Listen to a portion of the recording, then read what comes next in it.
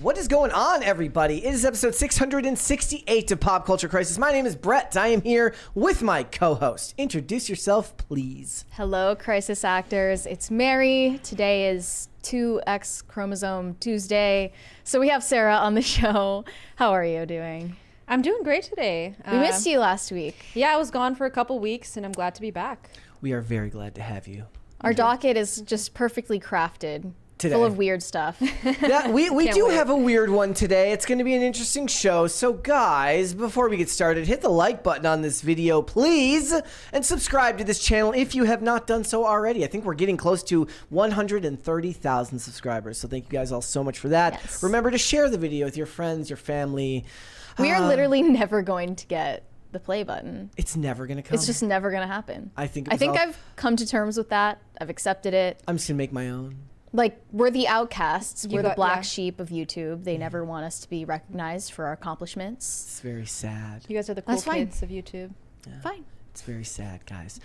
Approaching 130,000 subscribers, guys. So thank you so much for that. Totally Share not. Congrats. I mean, that's share still the awesome. video. Who Yes, needs a share the button? video with your friends, your family, your loved ones, people you like, people you don't. If you have a mortal enemy, perhaps share it with them as well. It is the best way to help shows like this grow. Can you imagine that? You just it's already rare enough that somebody gets to have something like a mortal enemy, you know? We don't have good nemesis these days. You need a good nemesis. Who's our rival? Who's our nemesis? I don't think we really have. I mean, that is like a delusion of current year, right? Is like imagine thinking you have like a nemesis. I'm picking one right now. Like a superhero. It's Eric Butts. And Do you want to explain to everybody who that is? If you don't know who Eric Butts is, you might remember him from the viral clip of him reacting to, what was it, The Force Awakens? Trailer, where he just burst into tears, crying. That gave Mary the, like, if Ick had a nuclear reactor attached to it. It was so much more powerful than your run-of-the-mill Ick. If you'd seen her face when she was watching it, it was, I imagine it looks like when somebody's getting hacked to pieces by a serial killer. Yeah, it was bad. Still not sure if it's like a highly skilled satire channel. Bravo if it is. So guys, again, subscribe and share the video out, please. And remember, all super chats $20 and over. We'll read those super chats right then and there, and then we will do our very best to get back on topic. But we do read all of them. So, guys, what are we getting into today? Well, first things first, last week after Kamala is Brat went viral, we talked about how Trump has to find a way to court the Gen Z audience in his own way, and he has found that by going on a live stream with Adin Ross where he broke campaign finance regulations. No, I don't know if that's true. He was Possibly. He was gifted a Cybertruck and a Rolex from Adin Ross, and they did a whole thing. So we're going to talk about it. People really tried to do like a clap back at that. Like, what? So you want an electric vehicle, but you also talk about drill baby drill? Like, using that as a gotcha moment is so pathetic. I like the idea of him, like, driving the Cybertruck to, like, an energy conference. Right. Yeah. to meetings with donors from Big Energy. So we're going to talk about that whole thing. We're also going to talk about the fact that Hollywood is not yet done with the played-out trope of the living artist musical biopic, which they are going to have another entry into that genre, which is a Britney Spears biopic. And we're going to talk about some of the fan casting that's going on, because I can't think of it. It's for the first time where no person really came to mind, because her type of her archetype is kind of non-existent these days. There aren't really a lot of celebrities that have Britney Spears' look, you know? Sydney Sweeney is Let's go! blonde and American. We could do that. So maybe. I mean, she just doesn't have the, like, her early Britney Spears doesn't have the plastic facial features that are now kind of homogenized all throughout Hollywood. I don't think that Sydney Sweeney has a lot of work done on her face. No, I wasn't referring to her. I'm saying in general, a lot of the fan casting is amongst people that you can tell have had a lot of work done. Yeah. So we're going to talk about that.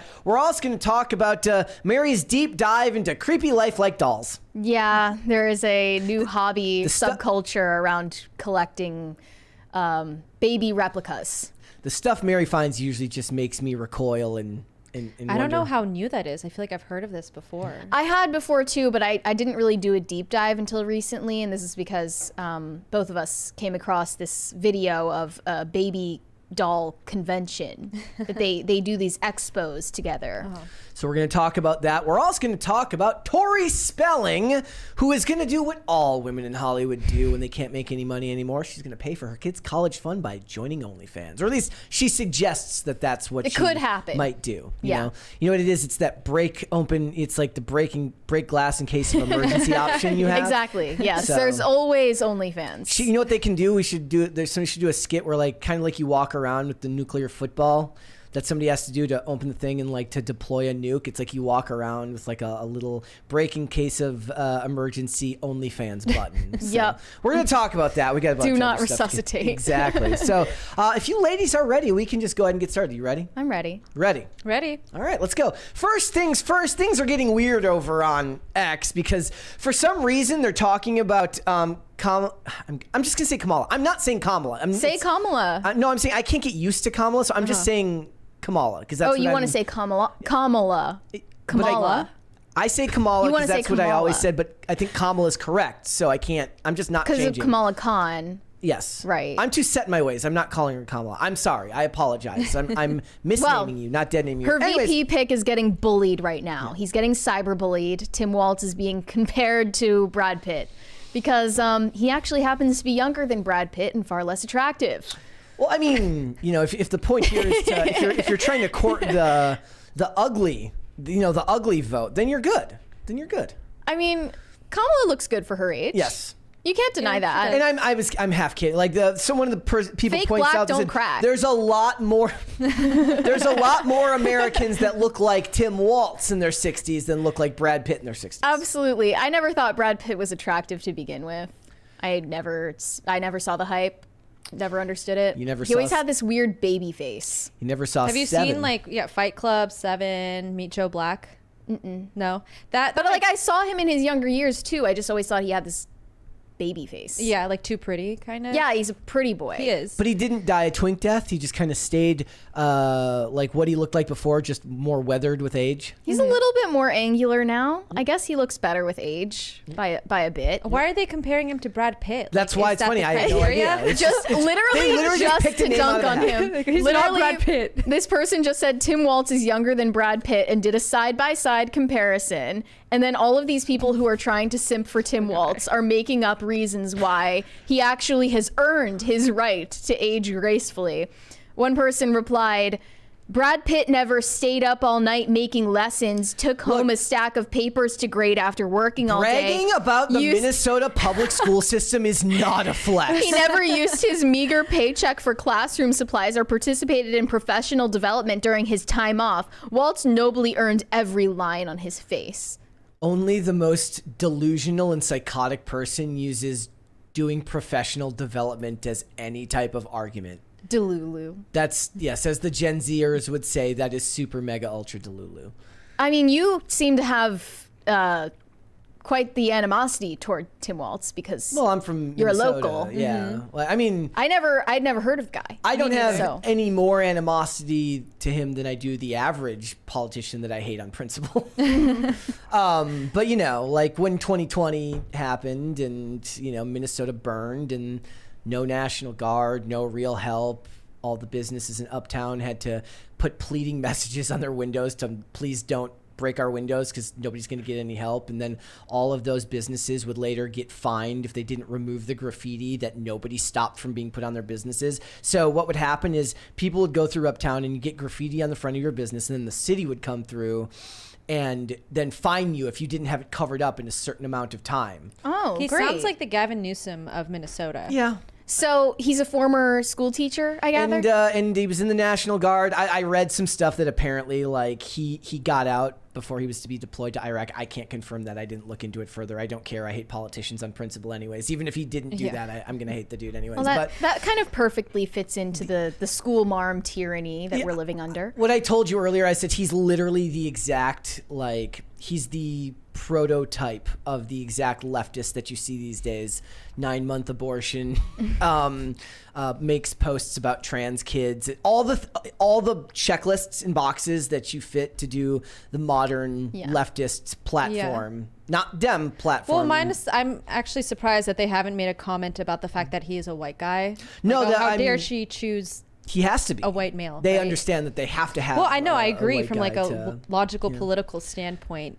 But funny how the Dems and like a far leftist are basically the same thing now. But he's that, and it's again, I don't hate him any more than I hate Ralph Northam or any other politician. Well, then they started comparing him to a bunch of right-wing people who are his age. Yes. And they're like, he looks better than who do they say, Stephen Miller and Kimberly Guilfoyle. So random. Yeah, they're grasping at straws. I love that they picked Brad Pitt's name out of a hat, though. They're like, what random celebrity who's around? There's endless celebrities that age, right? Why not pick somebody that's, I guess, literally because the they hottest, like who's considered the hottest celebrity. Well, also, they don't like Brad Pitt. So they can do this because they're trying to dunk on Brad Pitt by doing this. Are they? I thought they were trying the to... people farther down talking about, like, you know, he never had to grade papers at 1 a.m. or go to his shift at the public school system that sucks here. Yeah. He looks just like Steve Martin, though. He does. That I can't unsee. Yeah. Yeah. I see the resemblance. So Brad Pitt's the loser in this one, I guess, because he has to be compared to Tim Waltz. So they're all Delulu, and you might see Delulu as the next time that you are flipping through the dictionary. They're adding a bunch of Gen Z brain rot terms to the official Cambridge Dictionary. Not the most offensive of them. It's, you know what it is? It's, you know, when your boomer parents catch on to like one of the slang words just as it's on the way out. Yeah, these are the ones that they're adding. They're not adding the most recent brain rot terms, but one of them is the ick. They're also adding chef's kiss, Swiftonomics, and speedrun, and boop. Like boop as in the verb, boop. The latest editions have gained prominence in online youth culture in recent years, are expected to be a more fleeting part of the English language, but their publishing manager said that while language is constantly evolving, these new editions have staying power. The lack of skibbity in here just upsets me. Yeah, that's coming later down the line for sure. Yeah. It describes boop as a gentle hit or touch on the nose or head as a joke or to indicate affection. It defines the ick as, here's an example. I used to like Kevin, but seeing him in that suit gave me the ick. Not a correct example. Mary will live and die on the hill that the ick has to be something that you can't help. Exactly. It has to be something that, you know, he couldn't possibly change about himself. If I was out and I was doing this, it's like the way he like pushes his hair out of his eyes just makes me want to throw up. Yeah. They also added IYKYK, if you know, you know. Face journey, which denotes a series of expressions on a person's face as they react to something. I'm thinking of Ron DeSantis when he says, I will never, ever let you down. They also added speedrun as a gaming terminology. Well, so is side quest. Side quest. But I think side quest now in the general population is more heavily connected to Snoop Dogg, talking about how Snoop Dogg completed the game ages ago and he's just doing side quests now because he's always doing something really random. See, they should have consulted you for examples of how these are used in our daily lives. But that's why they made the cut, is if it can be used outside of its original context. I'm coconut tree. Explain that one. Well, that's not in the dictionary, but you know, you can't think that any of these terms just fell out of a coconut tree. No. But yeah, they said these gaming-inspired words have begun to influence how we talk about our offline lives. So side quest can be used to mean one's attention being diverted by something unimportant or someone disappearing from a larger group on a night out. Yep. I guess Chef's kiss is also fairly already dated. Yeah. Riz was named Word of the Year last year. Do you remember the trend that was going around like 2 years ago? Maybe it was 3 years ago, where like people were doing, it's like things in your office that just make sense. And it's everybody doing this. Yeah. I kind of hate that. Yeah. We're just misanthropes. I find that this job has made me more sarcastic. It brings out the worst in both of us. I spend with 5 days with Mary. I get really, really sarcastic, and then I recalibrate by Monday. Yeah, I do make you into more of a hater than you naturally are. Yes, it goes. A bad influence. It goes away by the weekend, and then it comes back. Can't blame Mary for it all. No. Yeah. Well, what was the thing we were just talking about the last week? It says you are the sum of the 5 people you spend the most time with. Well, obviously, we're both so in those groups for each other. People are like Aiden Ross and Donald Trump. I'm like, Normally I'd be like, oh, that's a really good way to like court the Gen Z vote. People you might not have gotten a hold of. And I'm just like, now I'm like, oh my God, stupid. Embarrassing. Yeah, I do bring out the cynical side of you. She does. So a lot of these terms, again, these aren't terms that you really hear in the real world from normal people unless you are talking to someone younger. And the amount of content that is now made by like people on Instagram, like Instagram shorts or Reels creators who make stuff about like language changing, it doesn't ring true to me because every generation has had it. My dad made fun of how I spoke, and I'm sure his dad made fun of how he spoke. Even me and my brother came from two different generations as far as language went, a little bit, right? Because he was Gen X and I was an older millennial. But a lot of it now is like they talk about these words as if nobody before them, as if everybody was speaking in a Victorian English tonality for the last 100 years, and then suddenly it all just changed. Yeah, well, actually, most of these I don't consider Gen Z terms. Most of these are millennial terms, and they're only now catching up to them. Boop is the most millennial term ever. Yeah. It's that wannabe cutesy shit. that extended adolescence. I also find that when we talk about all of the Gen Z slang, when we get into a discussion about it, I can remember it, but I would never be able to use it in my everyday life. I just saw a discourse pop up about how millennials are reading more young adult and children's fiction than previous generations Millennials, as for adults. sure. Oh, Not yeah. because they're reading these books to their own children, but because they're either illiterate for their age, right? or because they are adult children. They're Harry Potter crackheads that are weaning themselves off slowly by. Yeah, they're Millennial women they're still mad at J.K. Rowling, so they're taking book Suboxone, basically. They're just getting themselves off of it. and Colleen Hoover is still considered huge. literature for adults, which is insane to me. I see Colleen Hoover books everywhere at the store. It's taking over. I've never seen or noticed a Colleen Hoover book. She's the biggest book talk romance writer ever right now, and she's on all of the Target shelves. She has a movie coming out based on one of her books starring Blake Lively. Oh, wow. So yeah, she's a big deal right now. Unfortunately, that's just a sign of the times that we're living in. So People can't read. What was this? What was this video you sent me with the ring? Yeah, this is just me being a hater again, but a Swiftie in the crowd at the Eras tour listened to a particular line in one of Taylor's songs that prompted her to throw her engagement ring into the crowd. Reading that song. She captioned it, "You've finally moved on." It's so performative. I hate it. Her engagement ring is just gonna hit someone in the back of the head. Here's She's in the nosebleeds. Like You can see that when she did this, she handed her phone to her friend. She's like, "Will you film Record this quick?" this. She's like, "Don't worry, I'll put it in black and white." Yeah. Here we go. Very emotional for her, clearly. Chapter finally closed. And she's crying with the lyrics. That wonder definitely why he hit would someone look in the it back up of with the her. head. That Can you was- imagine being the lucky person that picks it up off the ground, though? What's odd is that despite the fact that she threw that, it was the dude who dodged the bullet. Yeah. He dodged the ring. Yeah, definitely. Straight up. This is not a woman that you can reason with when she's mad at 2 a.m. Yeah.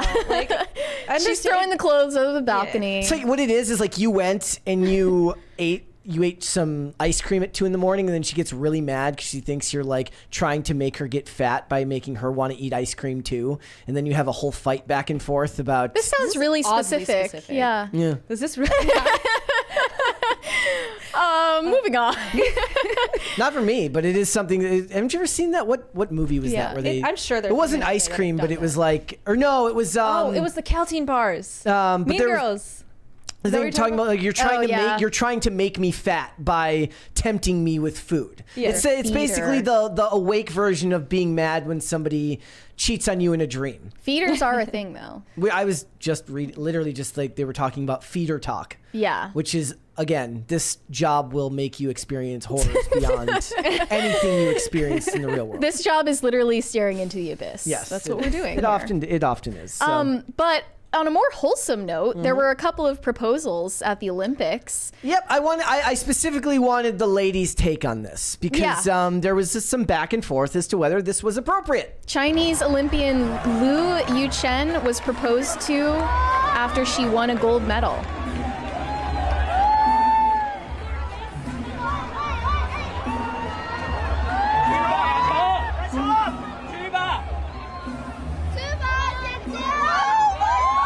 He's there with the bouquet and the photographers.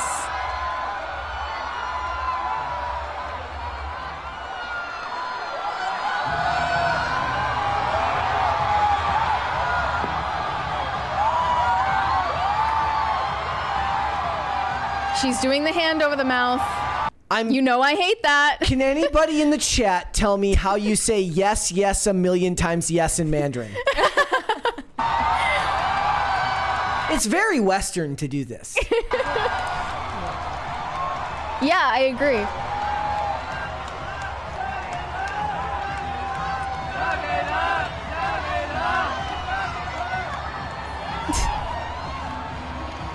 I am not a fan of public proposals in general, personally. I mean, it's great that they don't have to pay for their own photographer. Yes. That's a plus. He's very, very fiscally responsible. But this did confuse me at first because I didn't know that this was like a global thing. I thought this was a very Western way to do a proposal. I didn't know if like Chinese couples did the same production where like the guy kneels down and I mean, yeah, I think they've has seen a lot of American movies. Yeah. And I'm sure American culture has influenced other weird cultures for me in to that just sense. immediately go to like CCP propaganda? Is it CCP propaganda? Like, maybe I'm wrong. Could it be? Like, There's a possibility. hey guys, come over here. You would be the only person who thought that, but now that you said it, I would consider it a possibility. But they have very low birth I'm rates. wondering if so. she hadn't won the gold, would he have still done it?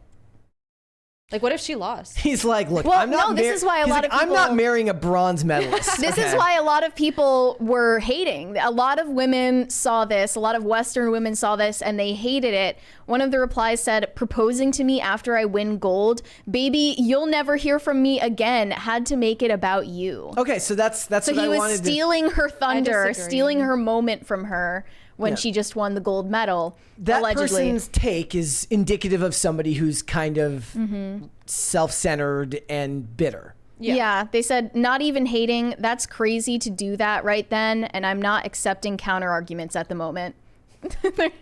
Okay. That's the most current year Cool. Twitter take I've ever seen. It's Yeah. like when somebody says something really stupid online and like muting this thread now. Thankfully, a lot of the replies were being a voice of reason. Does it ever get old being this miserable 24/7? Another one said, probably the happiest day of your life, and here you are upset on her behalf. Yeah. Right. So I say good for her. I think Seems she's like a fine. nice moment. She got a gold medal and a ring. Yeah. I'd say she's doing okay. I but it's all downhill from I get there. I get the Strapped. argument, maybe not about the gold medal part, but I get the argument about not wanting to make it public because Yes. if you want to say no, it's like Right. bludgeoning you into an answer. If she Yeah. says no, it's definitely going to ruin the memory of winning like, "Now I that gotta gold go." medal She's like, forever. Now I got to go on the podium, but Right? bye. Like, Another one said, I never understood this concept. I thought proposals were supposed to happen at the highlights of your life. Whenever he creates the highlight or it's already there, wouldn't you want to feel like this is the best day ever vibe? How is it about him when the proposal is for you? Agree. But yeah, if you should only be proposing if you know the answer is yes. Yeah. Right? yes. She just wouldn't be able to say no in this situation. I can't. Maybe it's just me because I'm risk averse in a lot of ways. But like I can't imagine like not knowing for sure that this is what they want and just being like, hey, by the way, what were you thinking? Maybe yes, no. You want to spend the rest of your life with me? A surprising amount of people do treat it that flippantly, so Like, I that's- wouldn't be surprised. That's crazy. Yeah. Like that's crazy. Well, it's just their starter marriage. It's That's bonkers to me. Like I won't even like go out to dinner unless I know I want it I want to eat that for sure. I'm not going to ask somebody to marry me unless I'm pretty certain that they actually want to as well. Yeah, I think it's more so the conversation needs to happen beforehand, and then the actual proposal is Yeah. more a formality, and it's for the woman, you know. Right. Okay, proposals at weddings. Thoughts? Don't do it. Don't do absolutely it. not. No. Is that even a question? I mean, what if you? No. Okay, so I was having this no. conversation the other day. So, if they ask the bride and groom, if the guy asks the bride and groom's permission beforehand to do it at the wedding, I would then you're even a be jerk offended for by the asking. question. By the question? I would even be offended by the question. And I would say you're not coming anymore. Like your invite has now been rescinded because Just I in can't case. trust you because now you're thinking about it. You might do it even if I say no. Yeah. So Yeah. invite revoked if that were even a question. But yeah, absolutely not. That's definitely trying to like steal someone's moment. Totally. It's lazy. lazy. Yeah, it Lazy. is. Yeah. And weirdly, I've seen a lot of that. Also, do you ever see these videos where like people are cutting the cake and then for some reason these psychos like shove cake into the bride's face? Yep. I have seen that. What is wrong with these people? And it's happened so many times. I've seen like compilations of it where clearly the bride did not want him to do that and was like mad at him in the moment, but everyone's watching you, so you can't Yeah. say anything or make I a think scene. that is a symptom of marrying a man-child. Probably, Honestly. yeah. So I'm like, do I feel that sorry yeah. for the person? Yeah, it's annoying. It's your wedding day. He should have self-control and not do it. But you knew who you were marrying. Yeah, you knew what you were getting into when you met a man-child. But a lot of them say, you know, I told him I didn't want him to shove cake in my face. I told him that was an absolute like no. But then he does it just to spite her. Like that's even worse. But I feel so like you bad. shouldn't even need to say that. You shouldn't even need to clarify beforehand. Yeah. There's just a video that went viral of like a couple doing lightsabers at their wedding. That was I was just watching the other day. It was Eric Butts, wasn't it? saw that. It was Eric Butts. No, he actually did have a Star Wars themed wedding. I'm not surprised, but people do that. It was they had like a choreographed lightsaber routine. I know the initial thought is to hate on it, but you know. Nope. My brother was once invited to a wedding and he was asked to be a groomsman, and then they told him he had to learn a dance sequence if he wanted to be in the groomsmen group.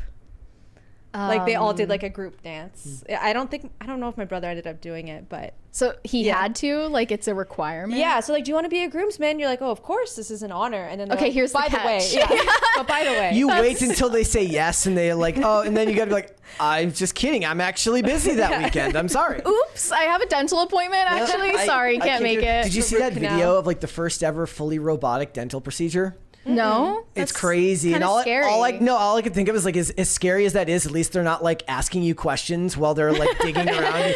Like, so how's work going? No, they're gonna have other AI bots to Yes. start To ask conversations with questions you with during you. your dentist appointment. Yeah, Don't you worry about all that. I could think about. So it's You said crazy. another Olympian proposed to his girlfriend in Paris after he lost. Yep, he's like, look, if I won, I was gonna dump her and go out and get a bunch of women. But since I lost, I guess I'll propose. That I made that whole thing up. That's not actually happening. But he's a shot putter, so no one cared anyway. Exactly. No one cared that he lost. she looks more ripped than he is. His girlfriend's really fit from that photo Yeah. of him like them in front of the Eiffel Tower. Like, look at her arms. Well, that dude's built to throw stuff. Not he's not physique. He's raw strength. Actually, the worst videos I see from weddings are when the groom tries to pick up the bride and then drops her. The absolute most humiliating moment. For both of them. And then he has to be like, it's not that I'm weak, it's that you're fat. Right, yeah, exactly. I'm plenty strong, okay? You just need to lose some weight. In some of the videos where like, you know, he's carrying her over the threshold or whatever, like that's the moment they're trying to get. She's not even fat. It's usually just that he can't pick her up. Red flag. What he needs that to would be make doing me is feel he needs, fat. look, if she's got to diet and fast before the wedding, then bro, you better hit the weight room. Yeah, you better before be the wedding. training. Like if you're going to carry her over the threshold and you want to actually prove yourself to be a man, you need to actually be able to carry her over the threshold. Yeah.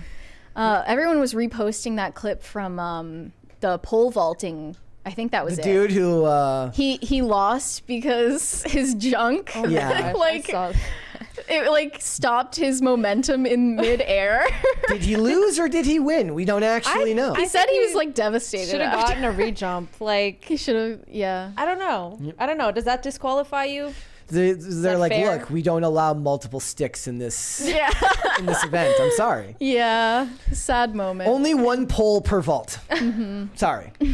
All right, guys, let's Let's move on then. So the J.K. Rowling haters are having a mentee bee, Yeah. as the Gen Zers would say. Yeah, as usual, the J.K. Rowling haters are huffing copium and spiraling into delusion we never thought possible.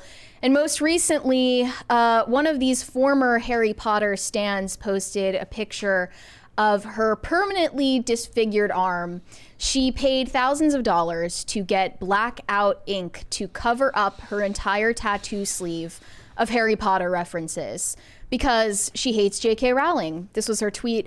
After years spent finding the perfect artist, scheduling session after session, and spending thousands of dollars, my Harry Potter sleeve is finally completely blacked out.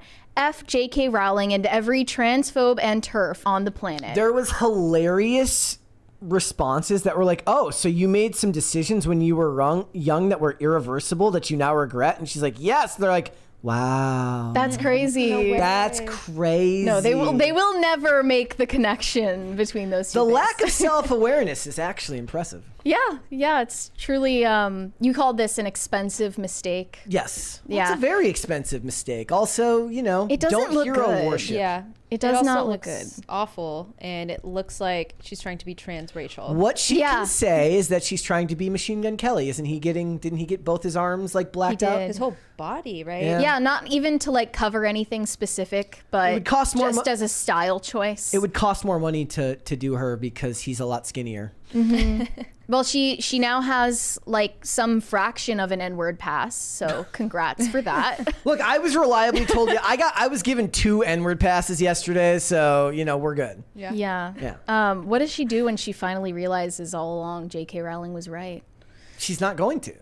She's not going to. What is it? If you're not conservative when you're old, you have no brain. If you're not a Democrat when you're young, you have no soul. If you're not a Yeah. conservative when you're old, you have no money. no money or no brains. Or brain, yeah. Yeah, same situation applies with J.K. Rowling. She will eventually realize that this was a mistake. That's never. Honestly, getting an entire sleeve of Harry Potter tattoos, regardless of how you feel about J.K. Rowling, that's a mistake.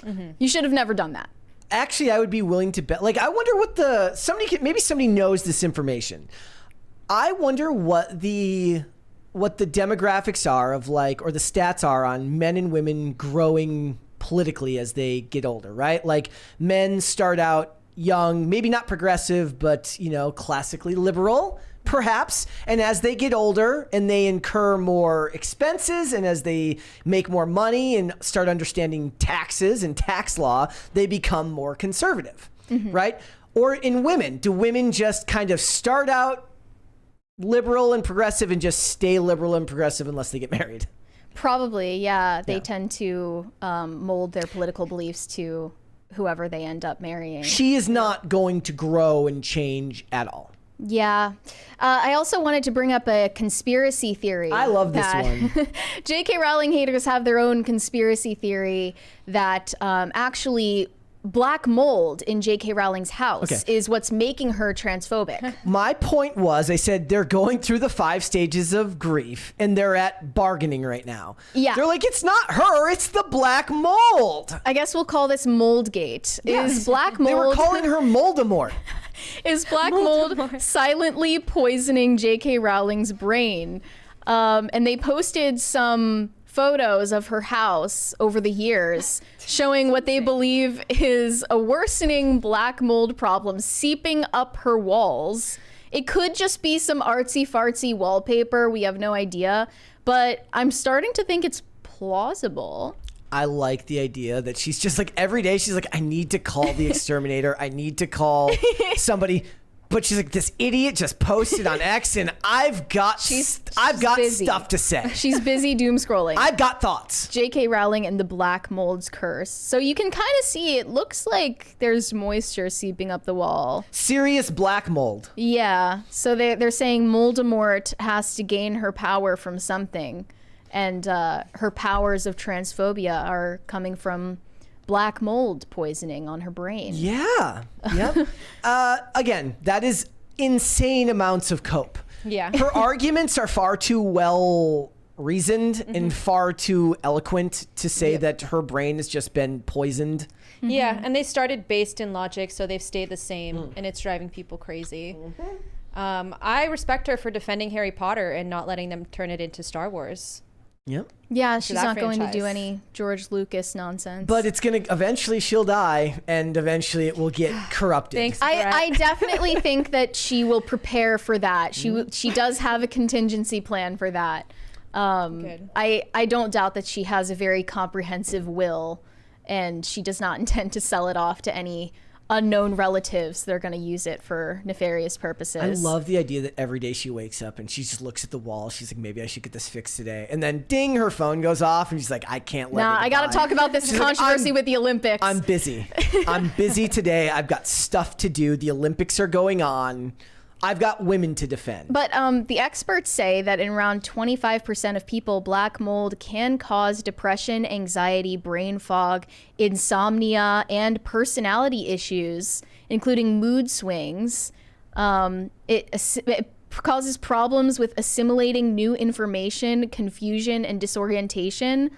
So this is the scientific claim that they're making to explain away J.K. Rowling's. It's like when you look up your hateful symptoms on bigotry. WebMD and they tell you that you have like stage 4 cancer. Like it's like that. It's Oh, you have a headache Yeah. and you've got some body aches. You're gonna die. Well, now she has the perfect excuse if she ever wants to uncancel herself. She's like, guys, I moved. Yeah. Whew. All that fresh air, it awakened me to the fact that Trans women are trans women are women. That's exactly what she'll say. So if she ever wants to get back in their good graces, she has the perfect Somebody's saying a friend theory told to me, fall back on. are we sure this is not Chinese style paintings in her? It's probably a mural. I mean, do we really believe a billionaire is living with black mold in her house? You never know. Goes crazy like Howard Hughes and Well, she lives in like an old historic castle in Scotland. as one does when As you one have, does. and like I said, Mary said that she looks appropriately smug in all these photos. I say, you know why? Because when you make $1 billion, you're allowed to look appropriately smug whenever you want. We were talking about this with Simone Biles. Like, you are so talented, so why do you have to be annoying? No, that was my point was like, she's a perfect example of meritocracy at work, right? She says something that's annoying, and then you look at her floor routine and you're like, yeah, I couldn't do that. Yeah. Like, whatever. You have to hand it to her. Yes. Like, she has the talent to back up her attitude. You're good at your job. Yeah. What did she say? I love my black job. And same can be said for J.K. Rowling. She's earned the right to be smug. So, she could say nothing and just disappear in her castle. but the problem is they love that. Like a lot of the people that dislike her are like, she could have just stayed quiet and been a billionaire that everybody loved, which just proves that what they want is for you to shut up and comply with their demands. Yeah, I saw a TikTok recently where someone was like, if you had $1 billion overnight, what would you buy on your first day as a billionaire? And all of these idiots were commenting like, I would buy Shein and I would buy a bunch of Funko Pops and What would you buy? I mean, I don't know, probably Bitcoin. Something a little bit better than Chinese made crap. But that's like why you're never going to be rich, is because you're not as smart as Jeff Bezos. Or any of those people that just made a bunch of money on the dip on the stock market crash yesterday. Yeah. Yeah. Yeah, So, true. If I had $1 billion, I would buy a private island There you go. and maybe allow other people to live on it. Possibly, maybe, with sort of. extreme vetting. Yeah. Extreme. That would be nice. I hope I get an invite. All right, let's get started very then, cute. shall we? Yeah, so recently we were talking about Kamala and Brat Summer memes, just, torpedoing her into the White House. And I was saying that Trump needs to appeal to Gen Z voters in a similar way to Kamala. And I said that he should collab with streamers on Twitch or on Kick. And I think this is confirmation that Trump does watch the show and he is actually a big fan. And he actually took our advice. And recently he collabed on a stream with Adin Ross on Kick. He walked out onto the stream to the tune of Many Men, of course, because you just had to do it. And Adin Ross also gifted him a Cybertruck wrapped in the iconic image of him throwing his fist up after the assassination attempt. It was definitely a cultural moment. I think it was over 550K concurrent at one point. Wow. Yeah, and I'm sure it's going to get a lot of views after the clips are being posted all over X right now. This is definitively an appeal to Gen Z, and Trump, kind of becoming an honorary Zoomer, I think. So let's take a look at a couple of together and the Beatles and tested out the sound system in the Cybertruck together. And it was just a really beautiful bonding moment for Trump and a Gen Z icon. If we have to call Adin Ross a Gen Z icon, he's earned it. He is kind of at that level. It's impressive that he was able to get this collab too. He did the Trump dance, the YMCA. It's funny how so much of the trends around Kamala Harris right now are about like TikTok dances, and they're literally TikToking themselves out of a job. Yeah, I mean that is where you need to reach Gen Z voters. I know people say that Gen Z doesn't vote. You think that the most politically inactive generation this election cycle will be Gen X, actually? I think probably Gen Z men. I feel like Gen Z women are probably more enacted on voting right now because of Roe v. Wade. Yeah, for sure. Gen Z women are getting radicalized a lot more than Gen Z men, but this is clearly an appeal to the Gen Z men. If I was Gen X, I would probably be like, I just don't care anymore. Yeah, but you said this came off as very inauthentic as well. I mean, all political pandering feels that way to me. Like by definition, it's pandering. It does. Yeah. And I hate it when the left does it, and when the right does it, I don't think any more fondly of it, though I understand that it's a part of the game. Like Kamala has Megan Thee Stallion twerking on her campaign stage at the rally, and Trump is driving around in a Cybertruck with Adin Ross. They're doing the same thing in different packages. Everyone's doing their pandering that they have to do right now to appeal to certain voting blocks. It is interesting that he would do this and talk about saving TikTok, because that was something they were doing the first term around, was about getting rid of it. And now they've done a 180 on it. Yeah, well, Nikki Haley told me that for every 30 minutes that you scroll on your TikTok For You page, you become 50% more anti-Semitic. I heard about that. So that's actually very dangerous. But yeah, Adin Ross is not exactly a deep political analyst, but he's as close as you can get as far as Gen Z influencers go. I didn't think of him initially when I was trying to come up with someone he could collab with. Like, I think of the Paul brothers, but I guess Adin Ross was the next best thing. I think that people are also wary to do content like this, which is why Adin Ross has platformed people that have been canceled or shunned or removed from social media before. I know he did that with Andrew Tate when he was banned off of every platform. He went on Adin Ross's show. That's a big part of why Adin left Twitch, was because of the censorship, and then he was given this sweet deal with part ownership of Kick, so he can kind of do what he wants. And it's kind of like the same thing with J.K. Rowling. It's like he doesn't have to do this. He's choosing to do this because he thinks it's important and necessary. And I respect him a lot for that. Yeah, I do too. I think it's cool that he gave Trump this avenue to reach his audience, but unfortunately I don't know if it has any real world impact. You're never gonna know. Yeah, you don't actually know whether any of this stuff actually gets people out to the I mean, but I make the point all the time that it feels like they pander over and over again to the same people, but you have to continuously do it. Otherwise, if you haven't done it in a while, then people start to think that maybe you've gone soft on whatever it is that you're pandering to. It's one thing to get someone to agree with your opinion. It's another thing to get someone to physically do an act. Like vote. Yeah. Like that's a whole other thing. Yeah, it's difficult to get people off the couch. Yeah. And another part of their interview, Adin Ross asked Trump to speak on Young Thug's RICO case, and Trump promised that he was going to free Young Thug because he's got to be treated fairly. He's doing a lot to pander right now to that audience. And it's working, honestly. Is it? I don't know. Were you talking about Trump?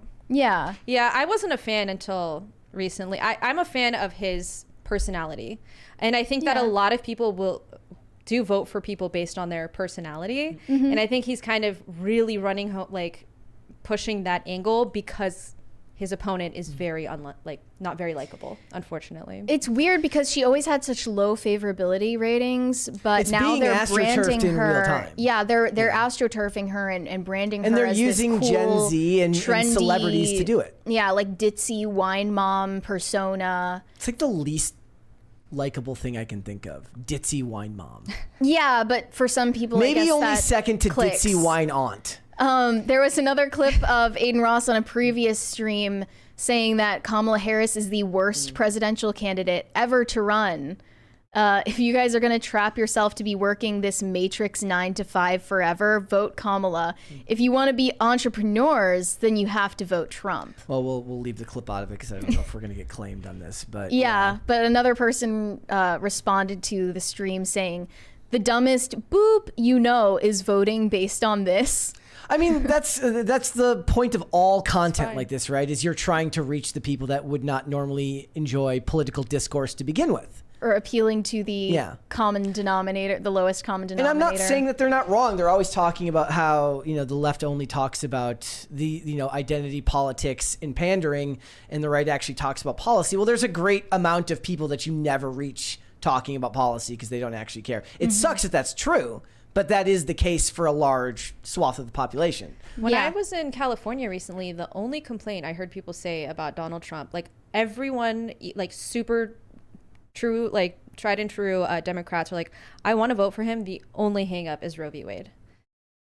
Yeah. That was what I heard. It's an issue that activates people. I will never understand it, but as we've talked about, I said that's why I think more millennial Gen Z women will come out because of that and what it's done than any of that. And Waltz is right in line with that, with his policies and stuff. Yeah. But getting Gen Z voters is crucial. But I didn't see any. It said that more came out in 2022 for the midterms than before, but that was after the law was passed, after Roe v. Wade was passed. So that makes sense. I don't know if your memory, I don't know I if that guess. holds out this time. Yeah, and while Trump is collabing with Jake Paul and Logan Paul and Ross to appeal to the Gen Z men, Kamala's campaign, on the other hand, is appealing to Gen Z women by garnering the favor of pop stars and TikTokers.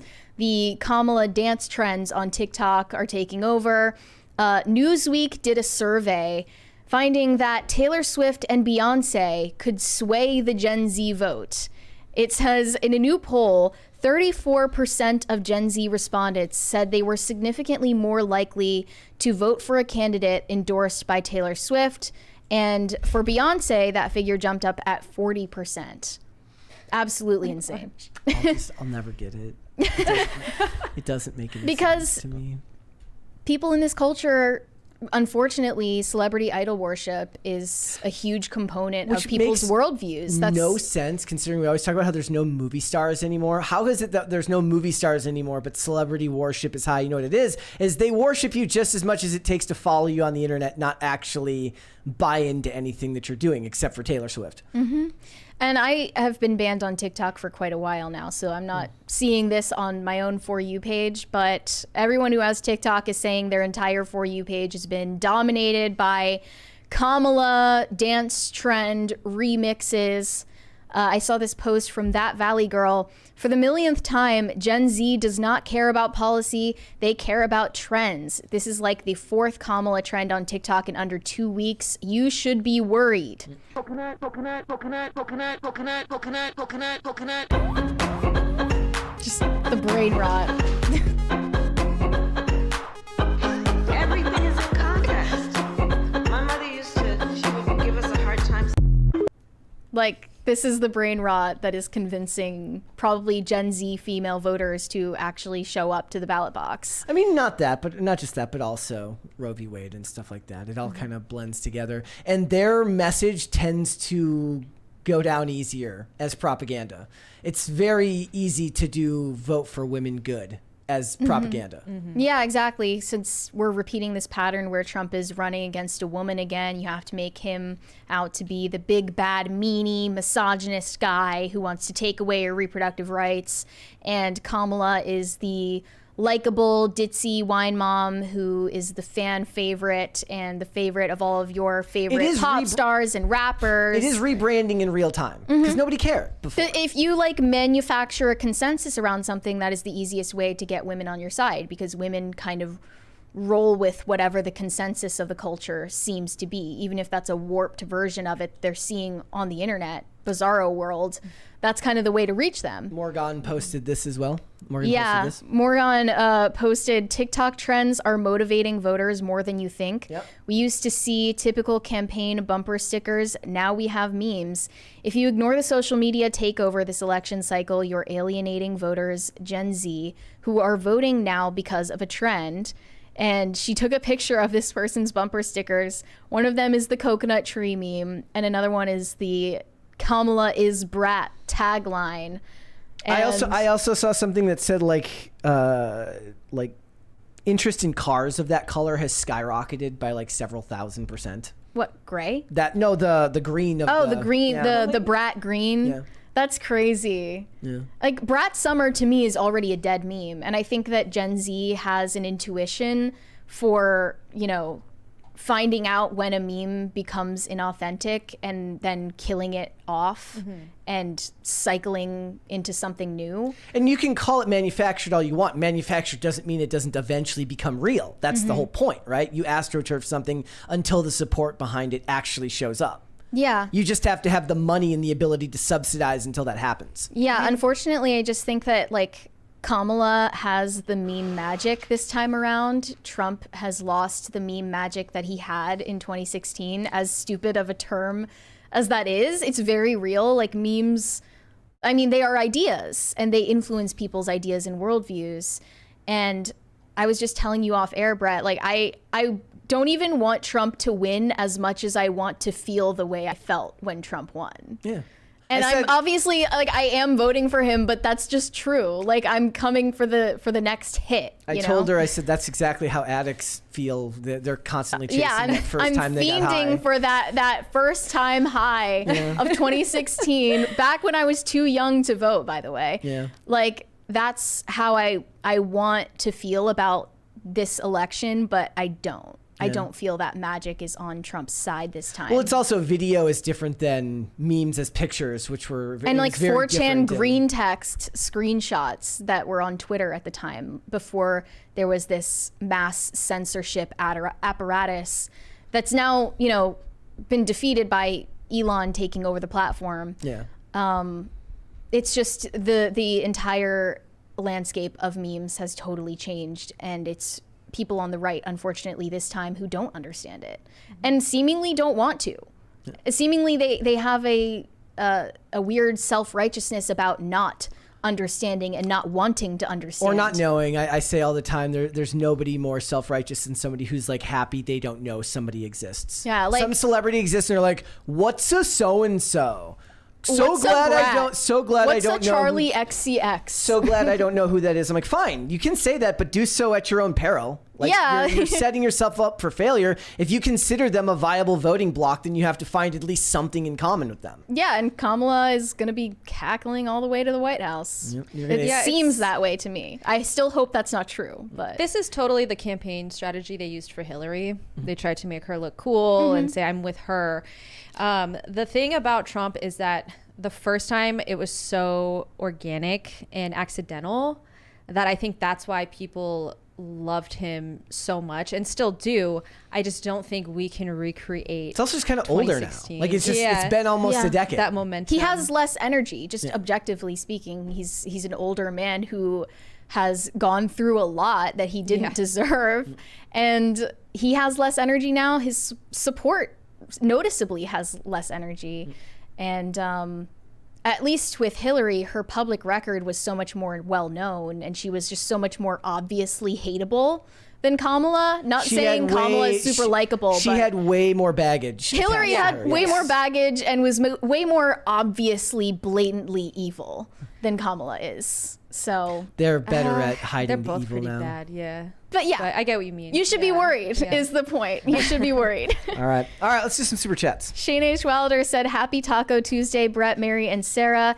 You know what would be fun if we could time a crisis party for the Trump story to get a Trump dance?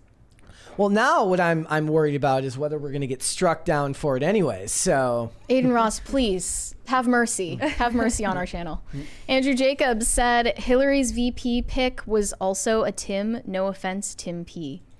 yes, his name's yeah. Tim Waltz. Yeah. Yeah. No, Hillary's VP pick. Oh, was it? Was it? What was? I forget now. Corey Anderson said controversial take. Thongs should be illegal for under 18s. This includes bikini thongs as well. Just a conversation with myself that I never thought anybody actually had. Well, are you talking about the Australian term Yeah. for So is this for like flip flops? So like you go into Victoria's Secret and it's like behind a counter. you have to show your an ID to buy a it. thong. Yeah, I guess that would be enough of a deterrent. But yeah, I don't even buy Where it. did that come from? I don't even want to buy underwear in person because I know that these disgusting people are trying them on without anything. Like, yeah, that's just gross. I don't even want to think about that. There was like a meme of that where like some girl, some whore online posted Whore. picture of herself. Like she's like, which one should I buy? They're like, considering you just put it up your ass, you should buy. You should buy both. Yeah, get rid of the dental floss. Tacty Platty said, Sarah, I got my coffee sub today. Thank you. My wife was wondering have you thought of selling bags at local farmers markets on weekends? Yeah, I mean, we do wholesaling, so we have people purchasing from us for retail sales. But going to a farmer's market, it's going to cost us more than it would like Actually net in return. actually make us. And I get, it would be a great way to like, what's the word? Like kind of get connected with the community. Yeah. So I mean, maybe like, I definitely want to get more connected with the community in general. That aspect of it would have to be the more engaging part of that decision to do so. Would be about the benefits of other people in the area knowing Unless about the business. there's some like mafia in the farmers market community that wants to oust you. Oh no. Well, that would be pretty good PR. They show up Very with a big baseball conspiracies bat today. and Yeah. tell you to pay your fair share. Exactly. You wouldn't want to, you have to pay a Black Dog protection Rifle racket. Company. You We have were to- talking Coffee about like company shows the left controlling like knitting circles. Yeah. Seems like they could be anywhere. You these show up days. and they're like, certainly would suck if somebody came and destroyed your booth. And then they hit it with a baseball bat. They're like, but if you pay us, we'll make sure that nobody comes and does that. Yeah. Classic mafia. You guys are tactic. going to get me intertwined with the mob. Yeah. Shane H. Wilder said, Brett upset he's become sarcastic. Ha, gay. I was always sarcastic. It's just more so. Gay. Yeah. No, one more. I just influence you that way. Mark said, you guys call everyone man-child while you watch movies for and talk about celebrities for a living. LOL, humble yourself. 3 hens cackling. In reference to who was it that you were calling man-child? Grooms who shove cake in their brides' faces. I think he might be one of them. He's feeling attacked right Yeah. now. Bro, you shouldn't have done that to your wife. I mean, That's not a good way. was That's it- not a good way to start your marriage off on a good foot. Was it in relation to that or the Star was Wars right. part? Because I had was no in the problem right. with the Star Wars part, but anybody getting cake shoved in their face when they don't want it to happen it's probably not a good thing. Yeah, I do not support that decision. Let's hold off on the rest and come back after Okay. the fact. So currently, we're seeing a lot of biopics getting announced, especially for pop stars. Madonna is working on writing and directing her own biopic. But most recently, Britney Spears announced that she is working on her own biopic. She tweeted out, excited to share with my fans that I've been working on a secret project with Mark Platt. He's always made my favorite movies. Stay tuned.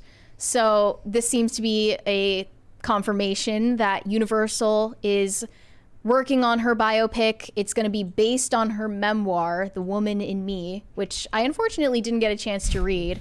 I doubt that she was the one who wrote it, though.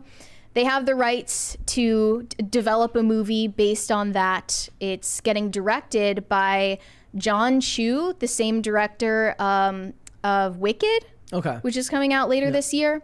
And Mark Platt is going to be producing the movie. So it's not so secret anymore.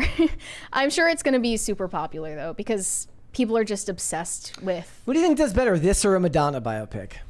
Definitely Britney, right? Yeah. Because There's more cultural interest People around are over Britney. Yeah. Madonna. Britney's still hot. Yeah. So she has that going for her, as shallow and superficial as that is. Yeah, and she does need the money. Like, she shockingly has a very low net worth for the amount of work she's done and the amount of fame she has. Britney? Yeah, she only has It's like $60 $60 million to her name, as far as Google tells us. And it's because she was, taken advantage of for so long by her management and her dad. And now that she's out of those legal battles, she's able to finally make some money off of her fame again. I highly doubt that her memoir was not ghostwritten. Yes, of course. Yeah. Not. But it's IP, and IP is king in Hollywood. Yeah, they so buy up Yeah. books like this all the time right away. Yeah, and as soon as this announcement was made, a bunch of people online were fan casting who they think should play Britney. So, just first impressions, who do you guys think? I couldn't think of anyone. Normally I would have at least one person in mind based on a person's facial structure that I would think to play them, and nobody really came to mind as somebody that has as distinctive of a face and a look as she had when she was, if this is telling the story of the early part of her career.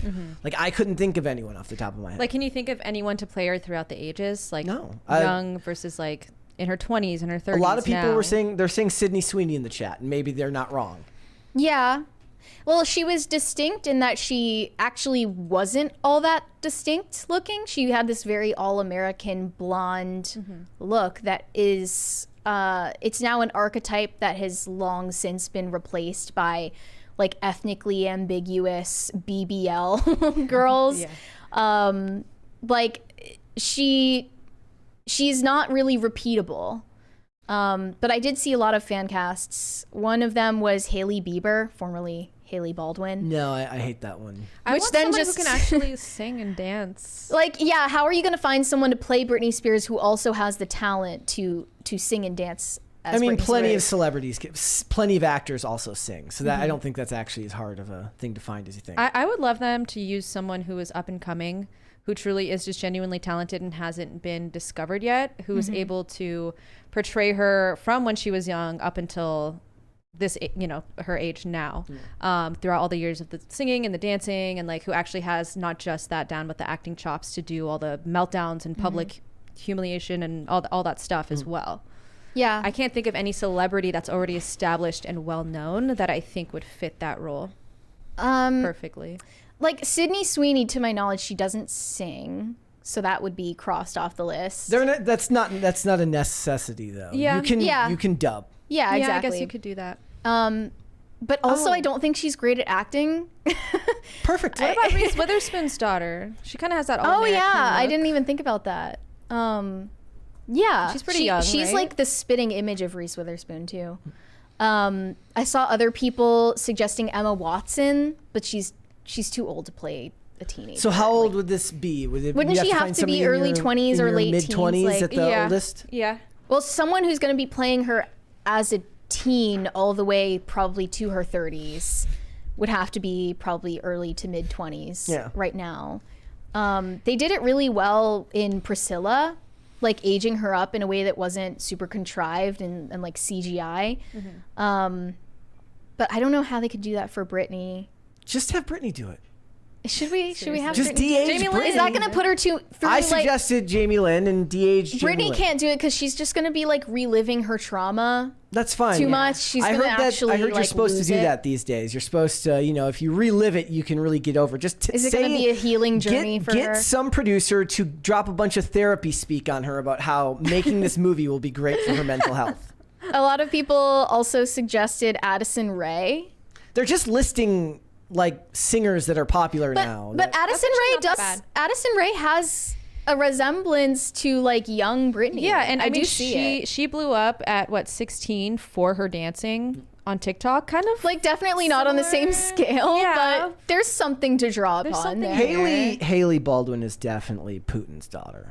Yeah, that kind of unraveled into the conspiracy theory that Hailey Bieber is secretly Putin's daughter, and I definitely see it.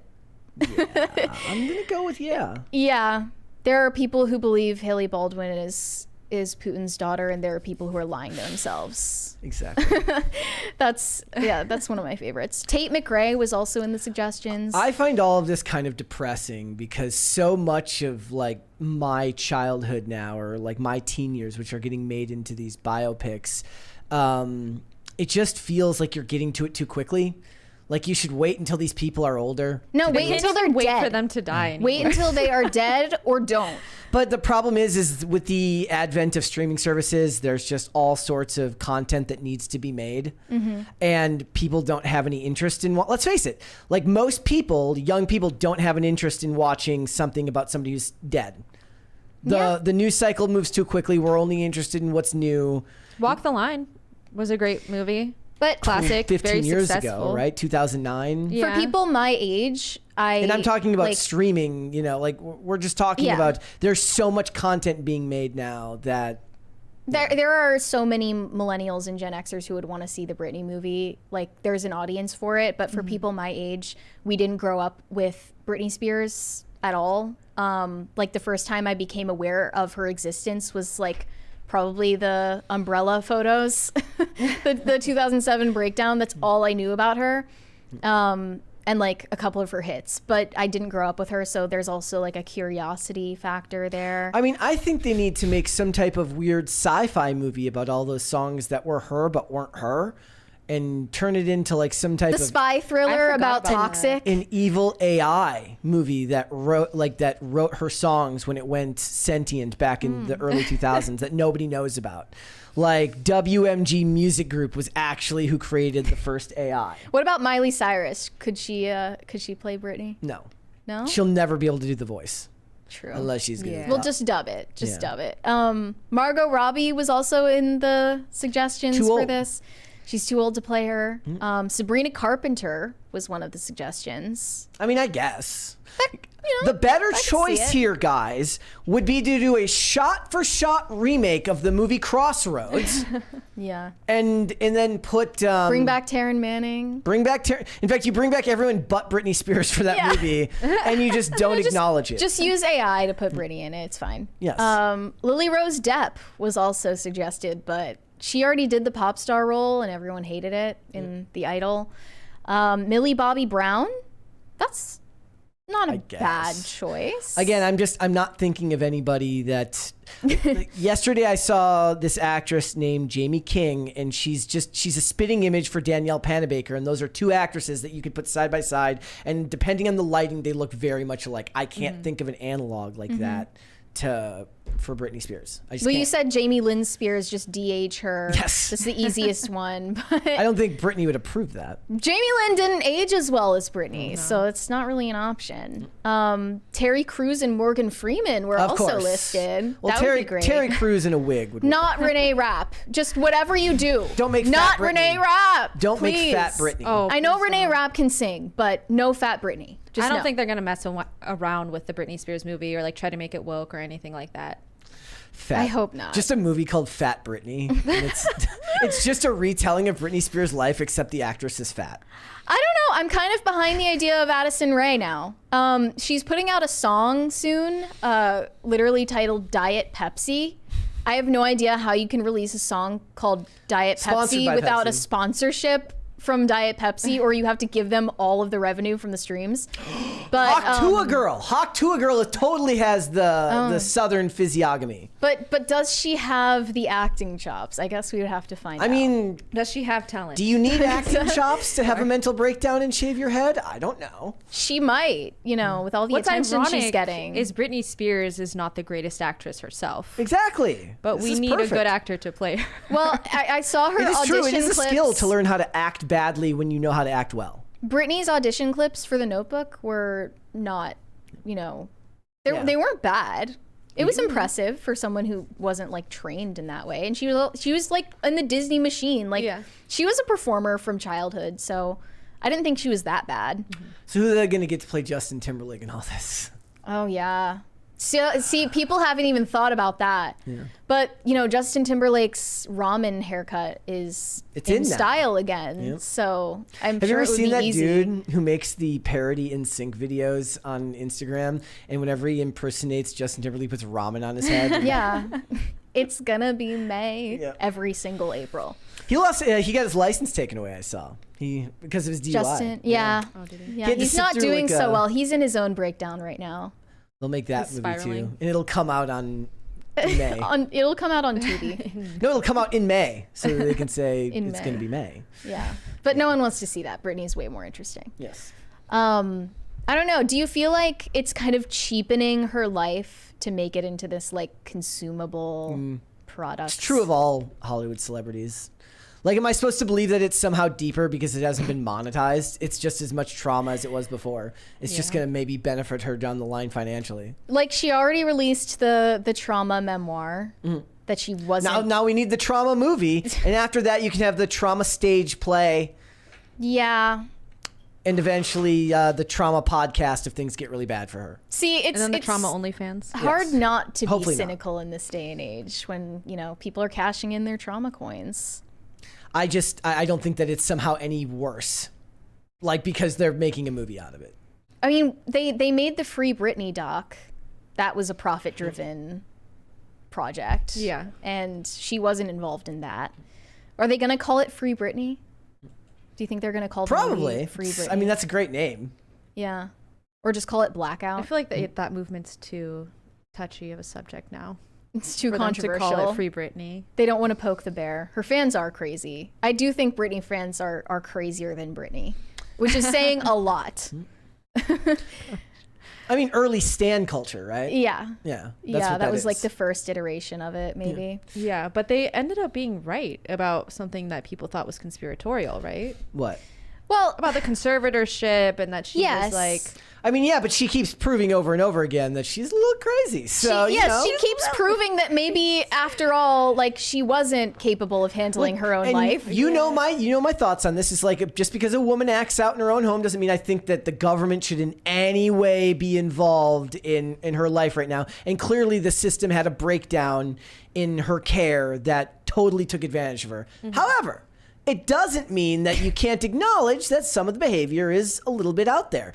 I still don't think the government should be involved, but the people weren't inherently wrong. It just depends on where you fall in the authoritarian scale. I think if she wants to drive around with prop knives, that's, No. Actually, I don't know, because then you're on the road with other people. But if she wants to juggle prop knives in her home, If she wants to become a chef, Yell at what people you in the do, Carl's Jr. what you drive do in through the privacy of your own home is your own business. Yes. Yeah. Okay, reset the count. Okay, let's read some super chats. Shane H. Wilder said, if you think proposing at a wedding is bad, you should see those cringe videos of people proposing at a funeral. Usually to the widow, read the room. I did see one of those videos. That's real? I remember I saw one of those videos just Let me guess, they give like some love that. narcissistic explanation of like, we need some light on a dark day, so I'm gonna propose to someone. Yeah. Or something like completely self-absorbed. Yeah, like it was a that. guy proposing to the widow at the open casket wake. There was just no time to heal. Okay, no it time sort to of grieve. makes it look like you were involved. It makes it look like there was an affair. Better hope it wasn't a suspicious death. We can Right? just hope that, he was the simp friend who was like waiting for his moment to swoop in. He died peacefully in his sleep. Yeah, that's sinister. Christina Lee said there's an episode of The Sex and the City titled The Ick Factor. It's about Carrie getting the ick from her new artist boyfriend. There you go. Wow, that's very 2024 of them. I guess they coined the ick then. I never watched it, so I don't know. Let's do two more. The Manic Mustache said, I get the ick when Brett does not flip his hair back after he lands a trip. Hashtag no Cuomo. Okay. Hashtag no Cuomo. I like that. Thank you. Hiroshima Otaru said the proposal was 100% CCP regulated. Yeah. he was commissioned. He definitely by the asked CCP. permission, or like they definitely were like, "You're gonna do this on." I think camera. it's to boost their fertility rate. Let's hold off on the rest. Let's come back here for a sec. You're gonna have give everybody the deep dive into the dolls. Yeah, I recently came across a subculture, a hobby, if you want to call it that, where women collect lifelike baby dolls. They're called reborn dolls, and they are as realistic of a replica as you can get to an actual baby. But they're weighted dolls. They have hair, they have eyelashes, their skin is painted to look hyper realistic. And I recently was reminded of this because we came across this video of a baby convention for fake babies. I'm gonna show this picture first because it's absolutely unnerving. Yeah, that's what one of them looks like. Not your run-of-the-mill baby doll that could actually fool you on first glance. Are we gonna show the video of the doll convention? This one doesn't look like it's for baby dolls. They're all like toddler age dolls. Okay, here we go. No music because it's copyrighted. Yeah, they're just walking around the Marriott with their toddler dolls. Super creepy. No music. They're brushing the doll's hair. That one looks like Chucky. I mean, is this really like if just no, immediately no. I would be rebooking my stay immediatally. Yeah, if you're somebody else, you're like, I don't want any part of this. I've seen this movie. It doesn't end well for anybody. No, it does not. All of the baby dolls are gonna be like animated in the middle of the night and take over. It's super creepy. Am I wrong? They say like don't judge a book by its cover. I am known for judging a book by its cover. Immediately, I just think this is super weird and you shouldn't be doing it. And you definitely shouldn't be bringing your dolls out in public. I'm guessing that's like a convention of some sort, right? That's what they do. They have doll expos where they display their realistic dolls. Is this just a women's version of collecting Star Wars memorabilia? Like we acknowledge tacitly that men and women have different interests, and this is just women's weird hobby. Like men have their weird hobbies that women don't understand, and women are gonna have their hobbies that men are like, yeah, that's freaking weird. It's high investment, so expensive. Are either as socially acceptable as the other? I mean, everything is supposed to be considered socially acceptable now by modern rules of tolerance. So collecting like Funko Pops, I would say, is considered more socially acceptable than whatever this is. Collecting lifelike babies. And this is also way more expensive. People spend tens of thousands of dollars on these realistic baby dolls. People do that with like real lightsabers and all sorts of tens of but thousands. They don't take it out and pretend like they're a real Jedi. Well, I just told you about a couple that had a lightsaber fight at their wedding. And so apparently they do. It's so much worse that, of course, these are depictions of human beings, and you're, displaying them in a nursery in your home with all of the accessories and memorabilia. There's and definitely tables. it ties to reproduction. It's so weird. And human connection in a way that Star Wars and stuff doesn't necessarily do, right? Yeah. But it falls in line with what women find interesting and what women care about. So if you say that this is weird, you're now the bad guy. You're being mean to vulnerable people because they actually say that these dolls are a coping mechanism for people that have experienced child loss, miscarriages, infertility, these types of issues. Not always, but I'm sure a significant percentage of the women who collect these have gone through things like that. And while I can recognize those things are extraordinarily difficult to cope with, I don't think this is a way to cope with that. No, I don't think this is a healthy coping mechanism. I don't think this is a healthy way to cope with that. If that's the case, like it's understandable, but it could, in the long term, turn into kind of like a weird My Strange Addiction kind of thing. I don't like coping mechanisms. They get you through the moment, but then you have to be able to let them go. Plus, imagine being any guy who goes over there and stays the night and walks by a room and it's dark and there's just a creepy looking baby. Yeah, so The Guardian a few years back did an entire piece where they interviewed reborn collectors, and I just wanted to show a clip of some of their interviews with these collectors. and get a sense for why they do this.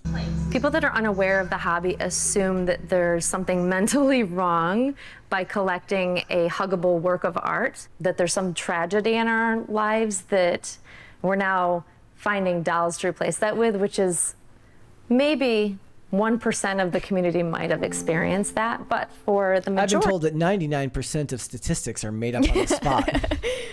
of us, it really is about the artwork. It's about seeing realism. My goal was always to set out to find the most ultra realistic, lifelike looking baby dolls. Guys will do the same thing with certain types of action figures or collectibles, right? That where the whole point is that it's as close to its authentic counterpart or to the character in the movie or something like that, and there will collect things like that. So I'm just saying, not that it's not weird, but it works on the same part of the brain for women that it does for men. They just have different interests. I think this is definitively weird. If you're taking her at her word, and that's actually what it's about. Somebody. We all need to realize that the child inside of us still lives. They bathe the and dolls. it keeps us younger longer. Is this a replacement if we embrace for, that child? like, kids I and could say grandkids? collecting You know what I mean? toy Like, cars is is creepy for a 50-year-old man, but they do it. I don't judge people. They're having fun. So yes, she's making the comparison that collecting toy cars is the same. It's so not the same. It's so not the same at all. Okay, but they keep using this word collecting. Collecting them is normal and not weird. Bathing your dolls and having them watch TV with you is weird. Yeah. Doing that with any doll. Walking them is a around little weird. in a stroller out in public. Changing their diapers. Just get a French bulldog. They buy diapers You can for do all these the same dolls. stuff. They have changing tables and full decked out nurseries for these dolls. They make prolonged eye contact with them and bond with them. It's an inanimate object. Even at the very beginning when she was explaining it and she like touched it and then looked away, it was just a weird ass look. Yeah, it's like, if a man were collecting life-size replicas of, I don't know, like his favorite comic book character. Well, if a guy was collecting these, he'd be on a watch list. that had eyelashes and I don't know, like something. It's just like a squirrel doll or so something. it's like the people who make Or the like wax a dog figures doll instead of a make real these dog. in their free time. It's worse than the wax figures. It's so much worse. They say it's hard to argue against something that's a therapy tool.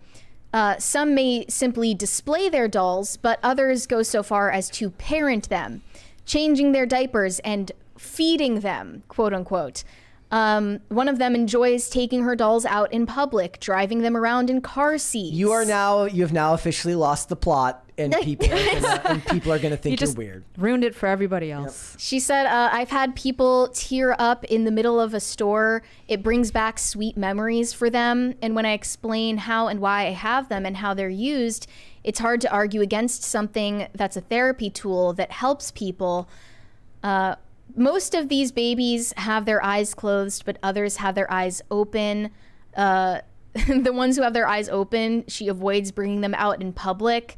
They can sometimes freak people out, you don't say. Baby's just staring at you for like 10 minutes straight in line. I also feel like it's a weird choice to buy up all the baby clothes that would have been used by actual parents and like buy up all the diapers that would have been used by actual parents for your inanimate doll that you spent like $20,000 on because you're a freak. I'm sorry, you're a freak.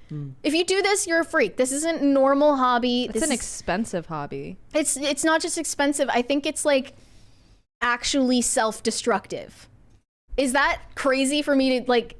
I mean, if the idea is that they're not moving on with their lives judgment. and it's starting to impede their ability to live a normal, productive life with other people, and they're spending more time with the dolls than they are with living, breathing human beings, I think that there's a strong argument that you're doing yourself a disservice.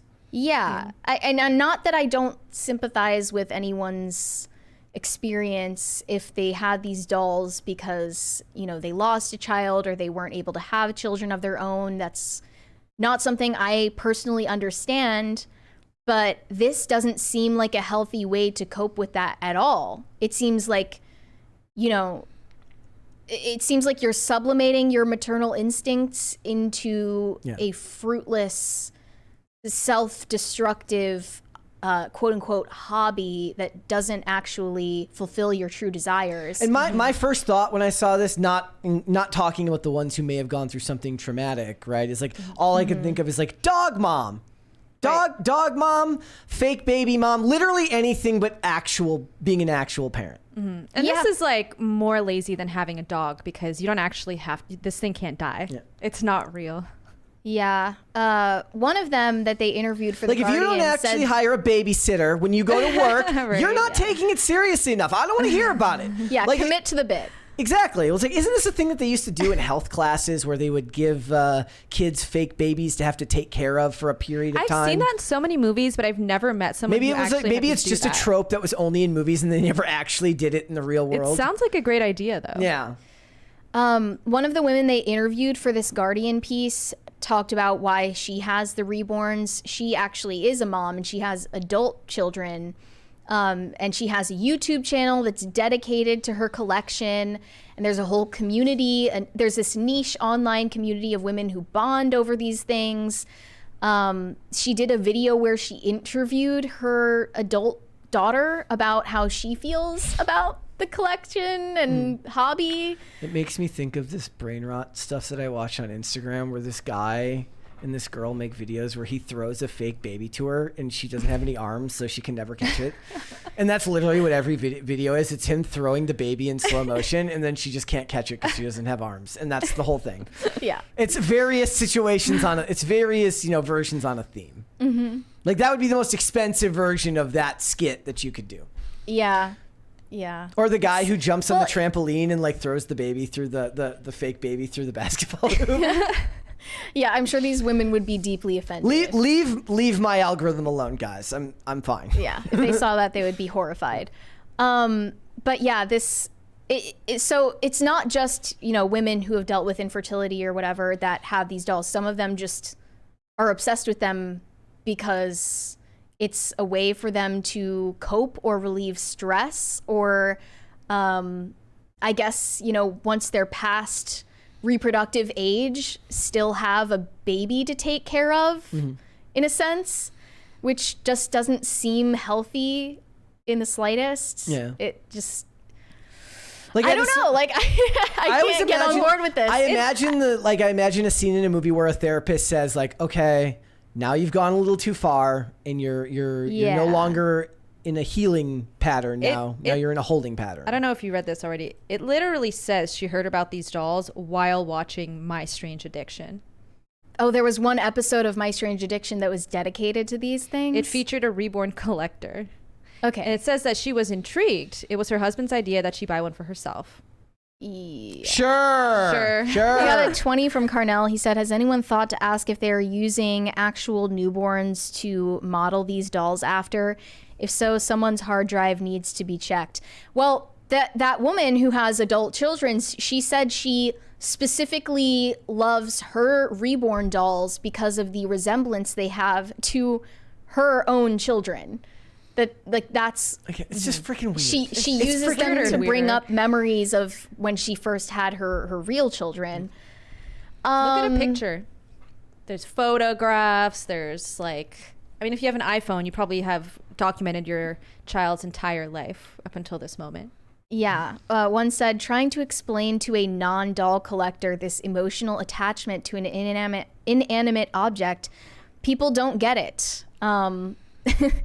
And she said, because of the hobby, the misunderstanding, not really getting why we love this hobby so much, it's hard for family members at times, and it becomes an easy target.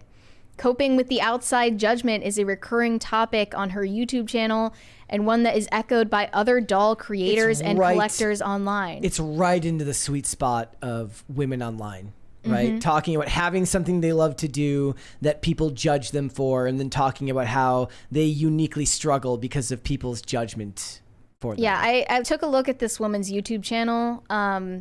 She has 32,000 subscribers, and she has videos like cloth diaper review. If this lady had a husband that was like really, really rich, he could play like the greatest mind game ever and like have new ones made that slowly get bigger and replace it when she's not around and just have the baby grow up with her. Well, this one story shocked me. This says husband fired from family business after wife role played with reborn dolls.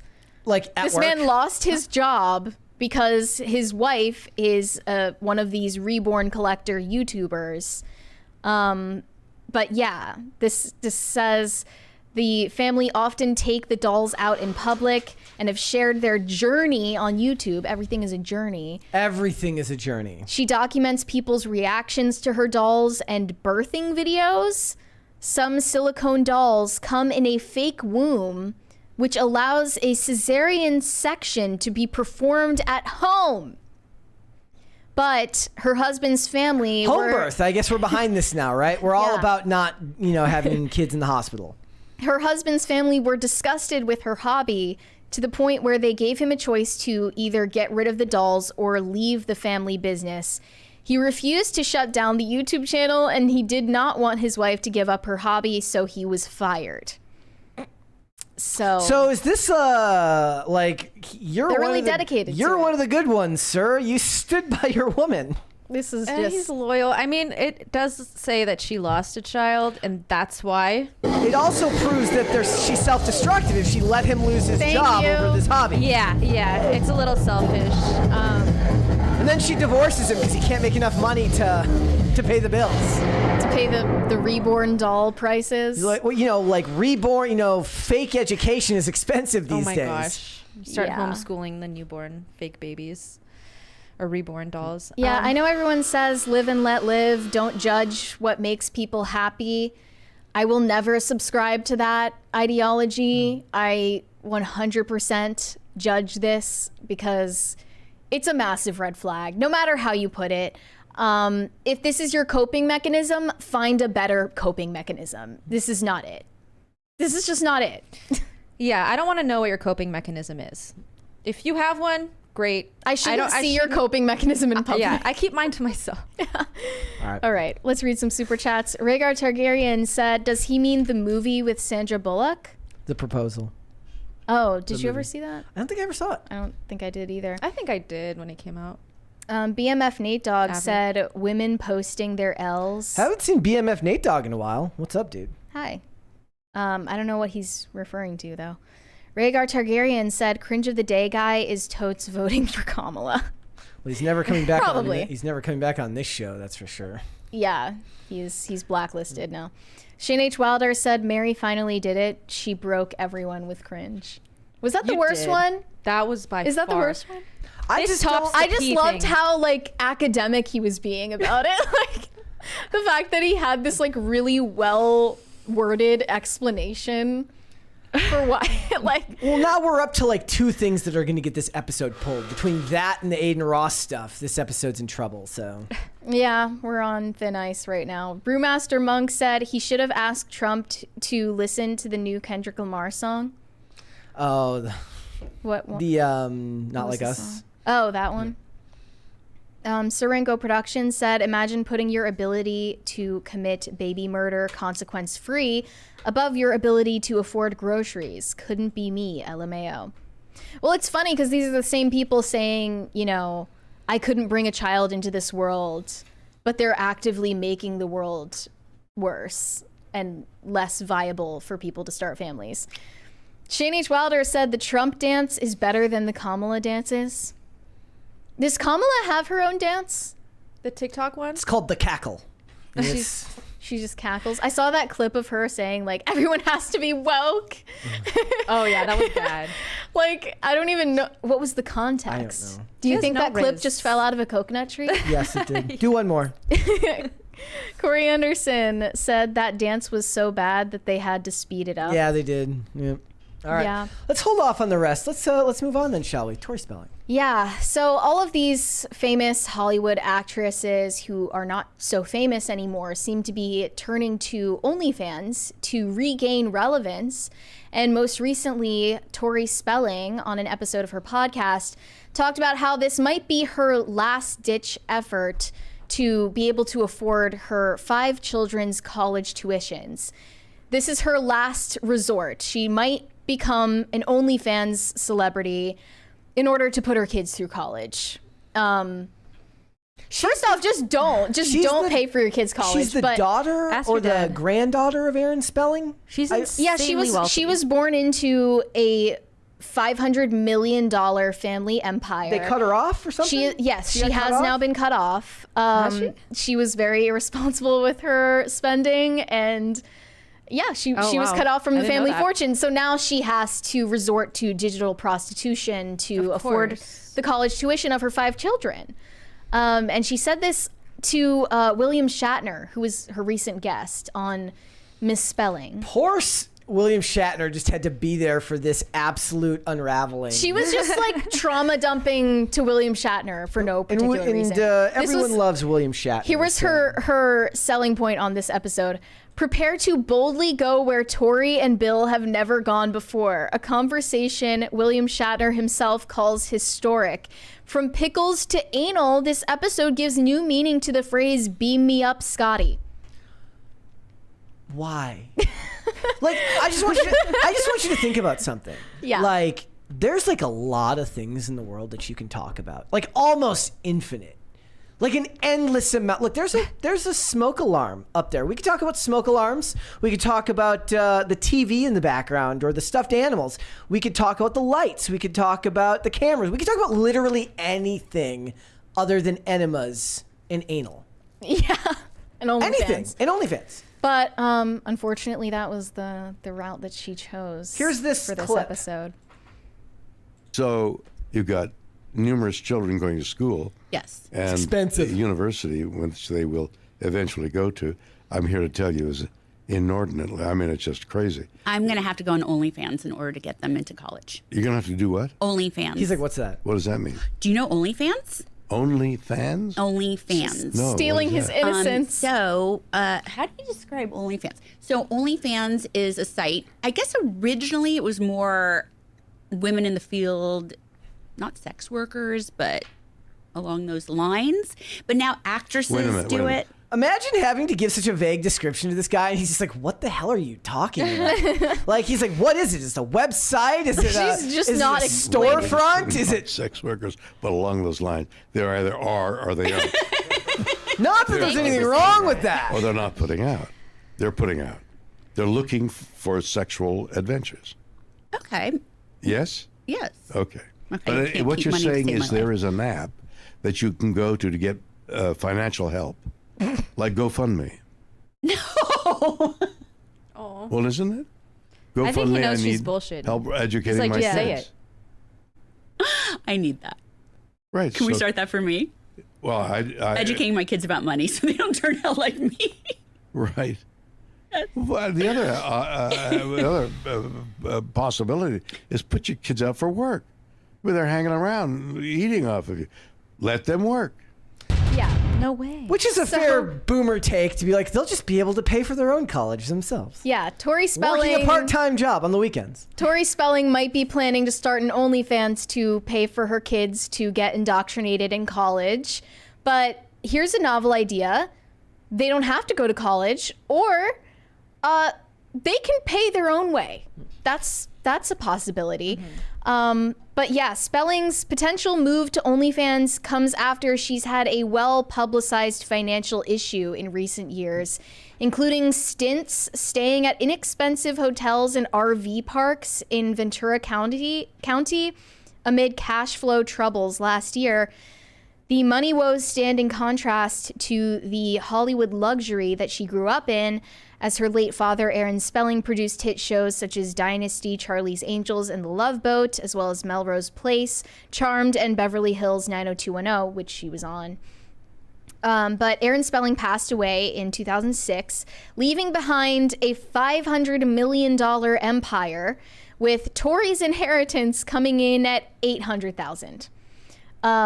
Her brother got the same amount. Yeah. But earlier this summer, she and her children moved out of a $15,000 a month rental home, upsetting neighbors by leaving the interior and exterior of the home completely trashed. She's also said she has issues with hoarding. Seems like this would be like a way cooler movie than the Britney Spears. Well, she's just way less interesting and famous than Britney Spears. And so less that's never going to attractive. happen. I mean, this sounds way more interesting to me. She said on her podcast that she had to have an estate sale in 2016 to settle an outstanding bill of $80,000 for 50 storage units she was behind on paying amid a time frame in which she was quote unquote broke. So she has been very transparent about having money issues and really just not being able to handle her own financial. Yeah, she's bad with money regardless. If you want to become a prostitute, go ahead. You will still be broke. I guess and the point is she's saying I have to pay for my kids' college. It's like, you don't have to. Yeah, Like no, you can't, it's not within don't. your means to Yeah. do so. Well, she's probably surrounded by people who say the same stuff. Yeah. You know, I think that she actually just wants the attention from going on OF. She doesn't actually care How about could you say that? paying for her kids' college. I think that she's using this as her excuse to go on OF because she wanted to do that anyway. Yeah. Yeah, like that's, I mean, not that hard to believe for a washed up actress. Because it sounds that was a lot Nepo better baby. to be a martyr than to be bad with money and selfish and doing porn or whatever she's gonna do. I don't know. It may not necessarily be pornographic, but Yeah. the insinuation of OnlyFans is not exactly like Yeah. wholesome. She shared some other intimate details about her sex life with William Shatner, including details about how she performs enemas. Again, why? Why is this conversation happening? Dude, didn't she start her podcast with announcing her divorce? Yes. Yep, we talked about live that on the podcast. She called up her husband to tell him that she filed the papers on the very first episode of her podcast. Dude, she needs to be stopped. Honestly, her kids probably don't even care about college. They're probably just like, Mom, please stop. Like, please stop embarrassing me. Yeah. She said like she was worried about her kids being embarrassed by her, and then she does stuff like this. Yeah.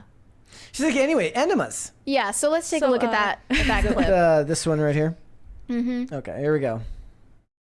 You haven't tried an enema? No, I've tried an enema, like before anal sex. What? What?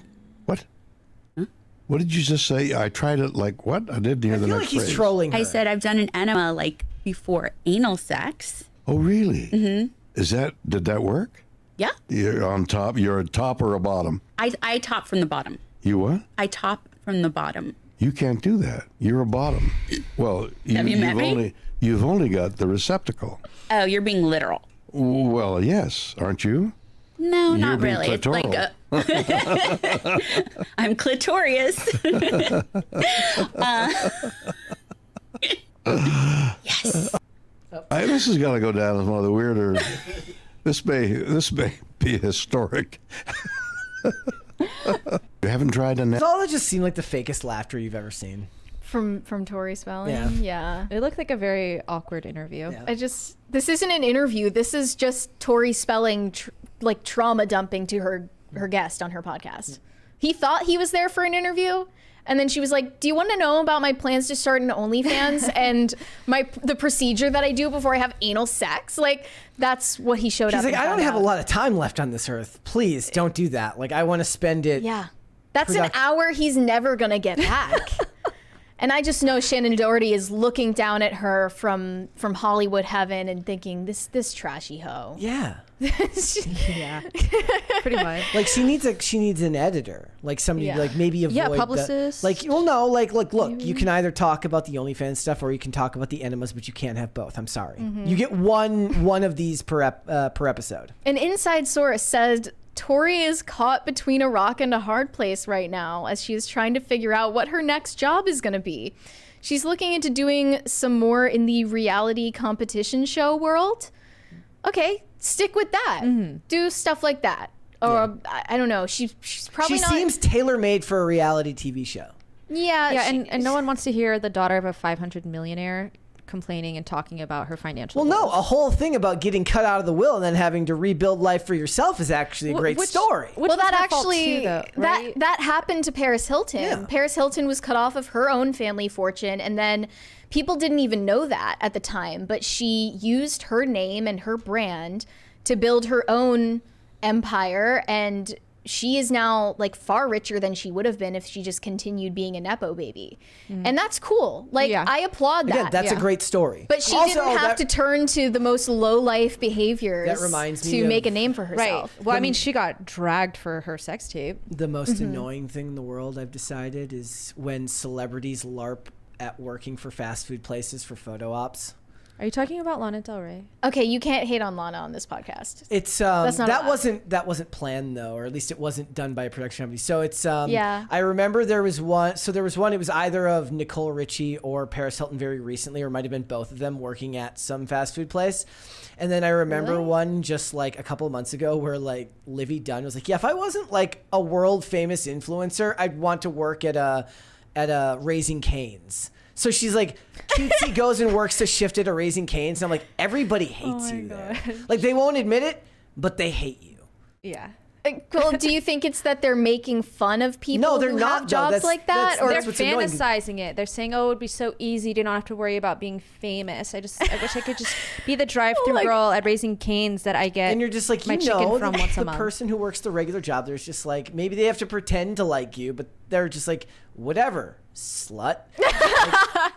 Well, okay. It makes sense that Paris Hilton and Nicole Richie would be doing that because they did The Simple Life together. So that's the type of thing they did, and people loved it. They like went and worked on a farm, Yeah. and they get a worked pass. office jobs and stuff like that, and they The made illusion around themselves those the butt things of the is- joke, right? Yes, but that's not the joke anymore. Now it's just a weird type of grandstanding. Yeah. I mean, I would still rather do that than start OnlyFans, but They're not doing it for money. They're lesser of literally two doing. evils. They're literally doing it as a joke. They're doing it for a photo op. So look at so and so working at this drive-through, and it's like, it's like look, if that's- Taylor Swift worked the Chick-fil-A drive-through for a day. Yes, that's exactly what it is, and it's annoying. Yeah, I guess it's a little bit like condescending for them to, LARP as one of the common folk. That's what I mean. LARP Yeah. as one of the peasants for a day. Wasn't that just so for the novelty fun? of the experience? Oh, you had fun. You gonna come back tomorrow? No. Yeah, I'm good on that. Yeah, I have a red carpet to attend, but I would love to. It's stupid. Yeah. Continue. Yeah. Well, no, I think it's ironic that Tori Spelling, postured as, being a loving, caring parent who didn't want her divorce to have blowback for her kids' social lives at school, because she said, her kids were getting made fun of and bullied at school because of all of the, stories about her being a mess in the media. But then she doesn't do anything to clean up her image. She just keeps going lower and lower. Yeah. And doesn't make any effort to be respectable. She kind of embodies all the negative stereotypes of an heiress. Just Right. very selfish, has never actually had to work hard a day in her life. So instead, she goes on podcasts and She should tries get to a say realtor's edgy license. things, She should what? Get a realtor's license. Right. That's the next step. With the rest of the former Playboy models. Yes. Yeah, how about instead of OnlyFans, it's the real estate fans site, Yeah. Make a loungewear brand. That's literally there was like this famous skit where this girl's crying and she's like, I tried to do OnlyFans and I couldn't. No, I have to get my real estate license. Yeah. You know? For most people, there's no money in OnlyFans, but if you have a name, that's kind of what launches you into the top 1%. So I hope she doesn't go through with it. I hope it was just a joke. It's stupid if she was actually planning to do that, because there was this concept back in the day that you would be responsible for paying for your own education. Yeah. These days, she should be discouraging her kids from doing that altogether. All right. All right, let's finish up the super chats. Rhaegar Targaryen said, Kamala has AstroTurf to meme magic. Sarah is correct. About that? I did not say that. I don't know. Corey Anderson said Dylan Mulvaney as Britney Spears. Oh, he Okay. would love that. He would love that. He would live I feel like for she the would opportunity. too, though.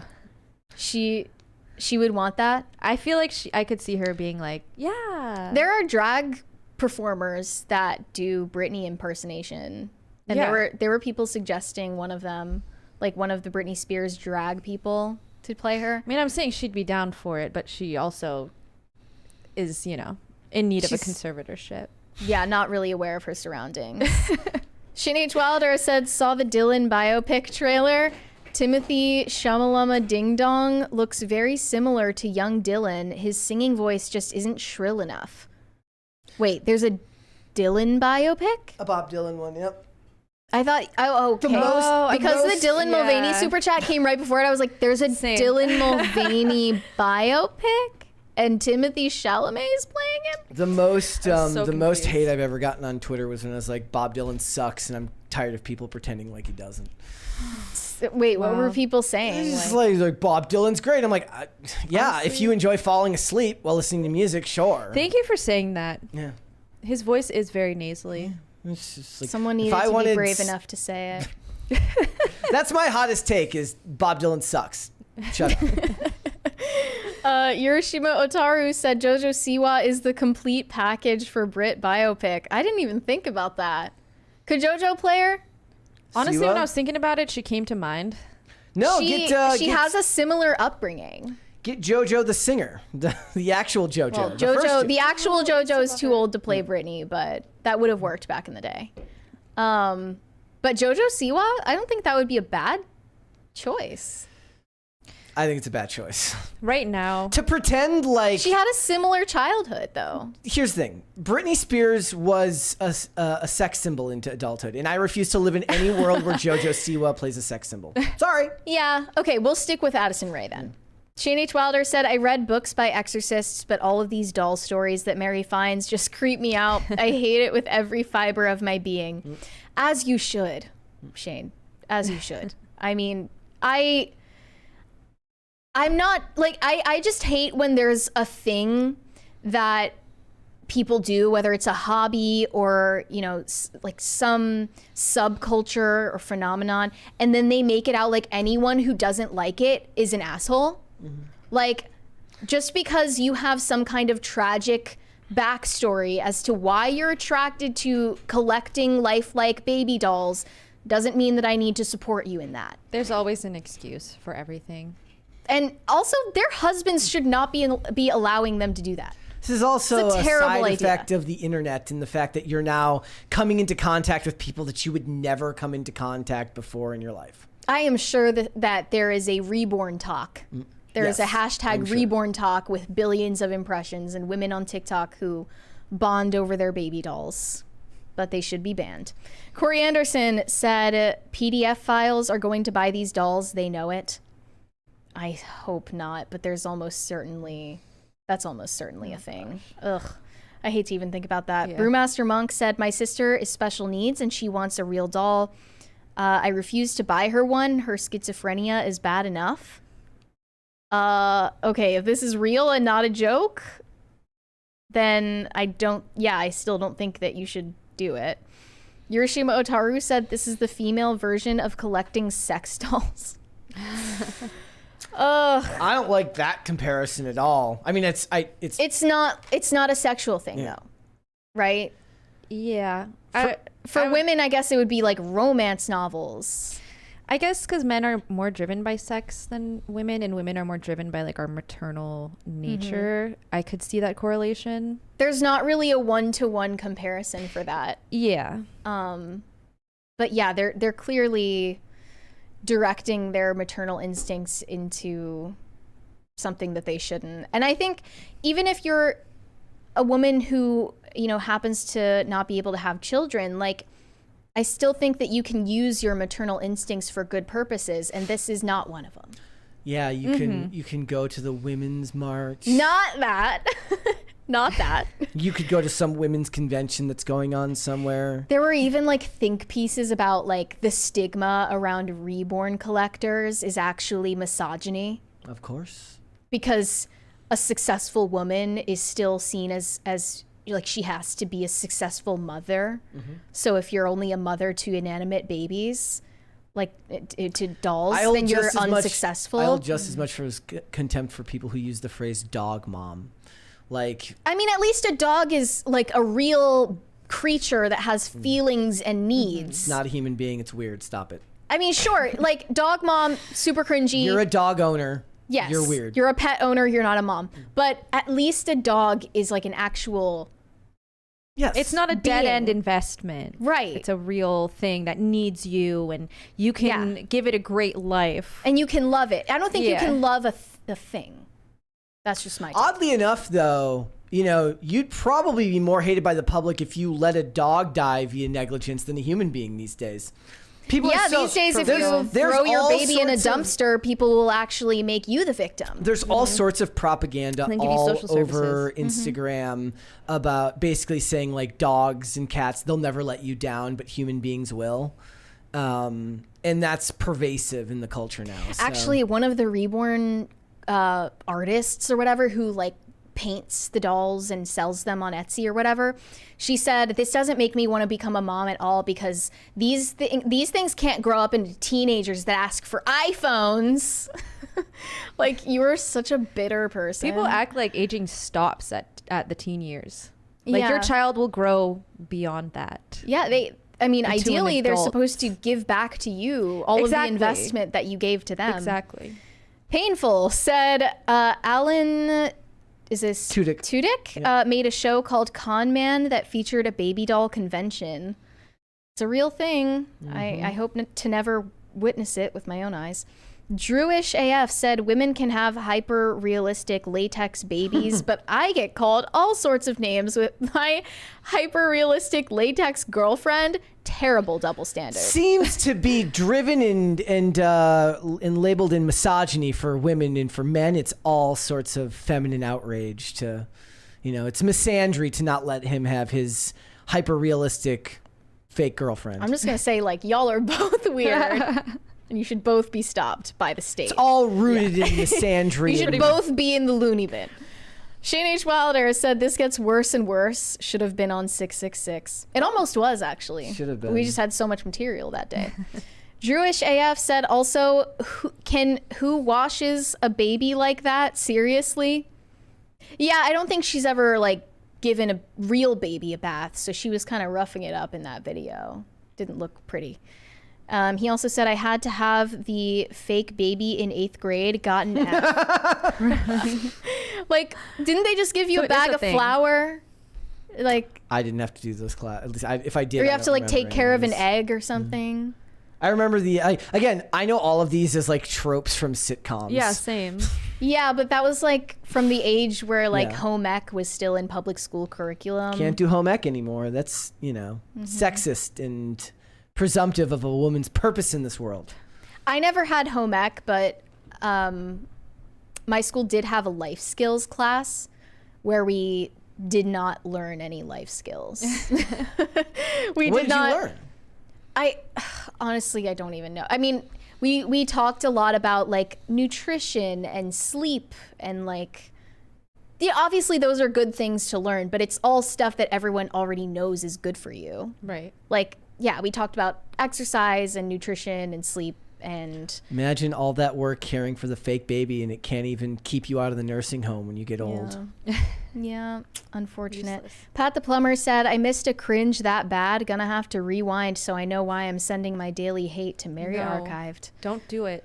I'm definitely giving you guys a good reason today. I'm cutting that out of the show today. You are? Yes, I am. Why? I'm cutting it It's out. that bad? Yes. Dang. Yeah. You think it's inappropriate? I outdid myself. Nice. But I looked into it. I don't think it's against TOS. I think it is. I don't know. Yeah.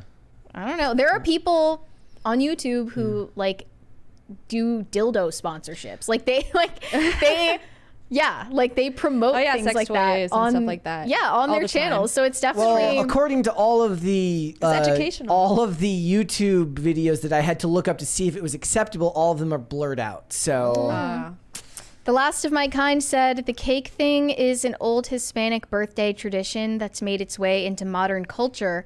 Still annoying though. Howdy, Sarah. Hey. So okay, so what are your thoughts if she says it's okay, is it okay, or is it only bad if she doesn't know about it and you do it anyways? You think it's just cringe if they do that?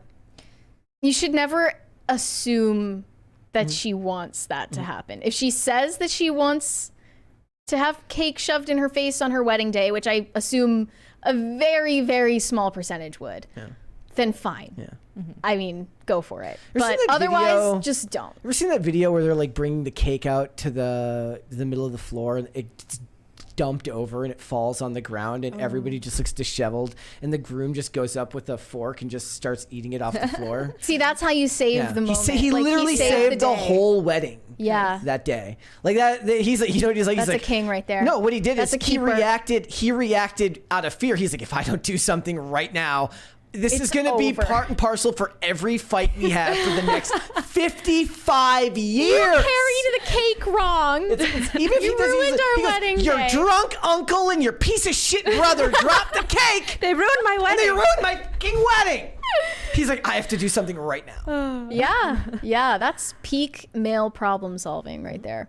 The last of my kind, Shane H. Wilder said there will be no Lana hate, Brett. It's not allowed. I can hate whatever. It's against I the want. rules. It's you can't tell me what to do. But no, from her story, it sounded like she legit just was invited but by she the wasn't wearing a employees to do it. uniform from. She wasn't wearing like. No, she was. Oh, I still hate it. She was, but it wasn't orchestrated by her PR team. Think as of far as hello I there, know. fellow children. Hello there, hello fellow wage slaves. This is very communist of you. There was like only What? a couple photos. No, from I'm. that, I'm right? s- what communist of me to hate the fact that she's pretending to be one of the. Well, they're not pretending to be that. It's even worse than they're doing it as a photo op. Look how novel it is to see this rich celebrity acting. It's awful. If I worked at Waffle House, I would love to have Lana Del Rey as a coworker for even just a day. That would be awesome. Okay, maybe I'm in the wrong here. Now, maybe you have to love a celebrity more than you have to hate the rest. You have to at least love one celebrity and get lucky enough for that to be the celebrity that shows up there. Yeah. But if you just blindly think it's cool that some celebrity you don't know shows up at your job and starts basically making fun of you for having to work in a drive-thru, then you've lost the plot. Yeah. Yeah. See, no one could do that to us. In what way? Well, I mean, it's the putting on the uniform. They couldn't and come into our job Yeah. for a day. I mean, they and could if they be a wanted podcaster. to. They could if they wanted to. But I'm just saying that the whole point of it is that it's the novelty of like, oh, it's fast food. Aren't I cute? Aren't I Yeah. cutesy? Rhaegar Targaryen. No, I know. Wait. I remember Bill Murray getting behind the That's the one I always use. bar. I was like, Oh, yeah. he's so. Pissed you off so bad. I'm like, oh my god. They're like, oh my god, he's so quirky and random. Isn't that funny? Bill That's Murray's where this great. comes from. Yeah, it does. I just unpacked that for you. You're welcome.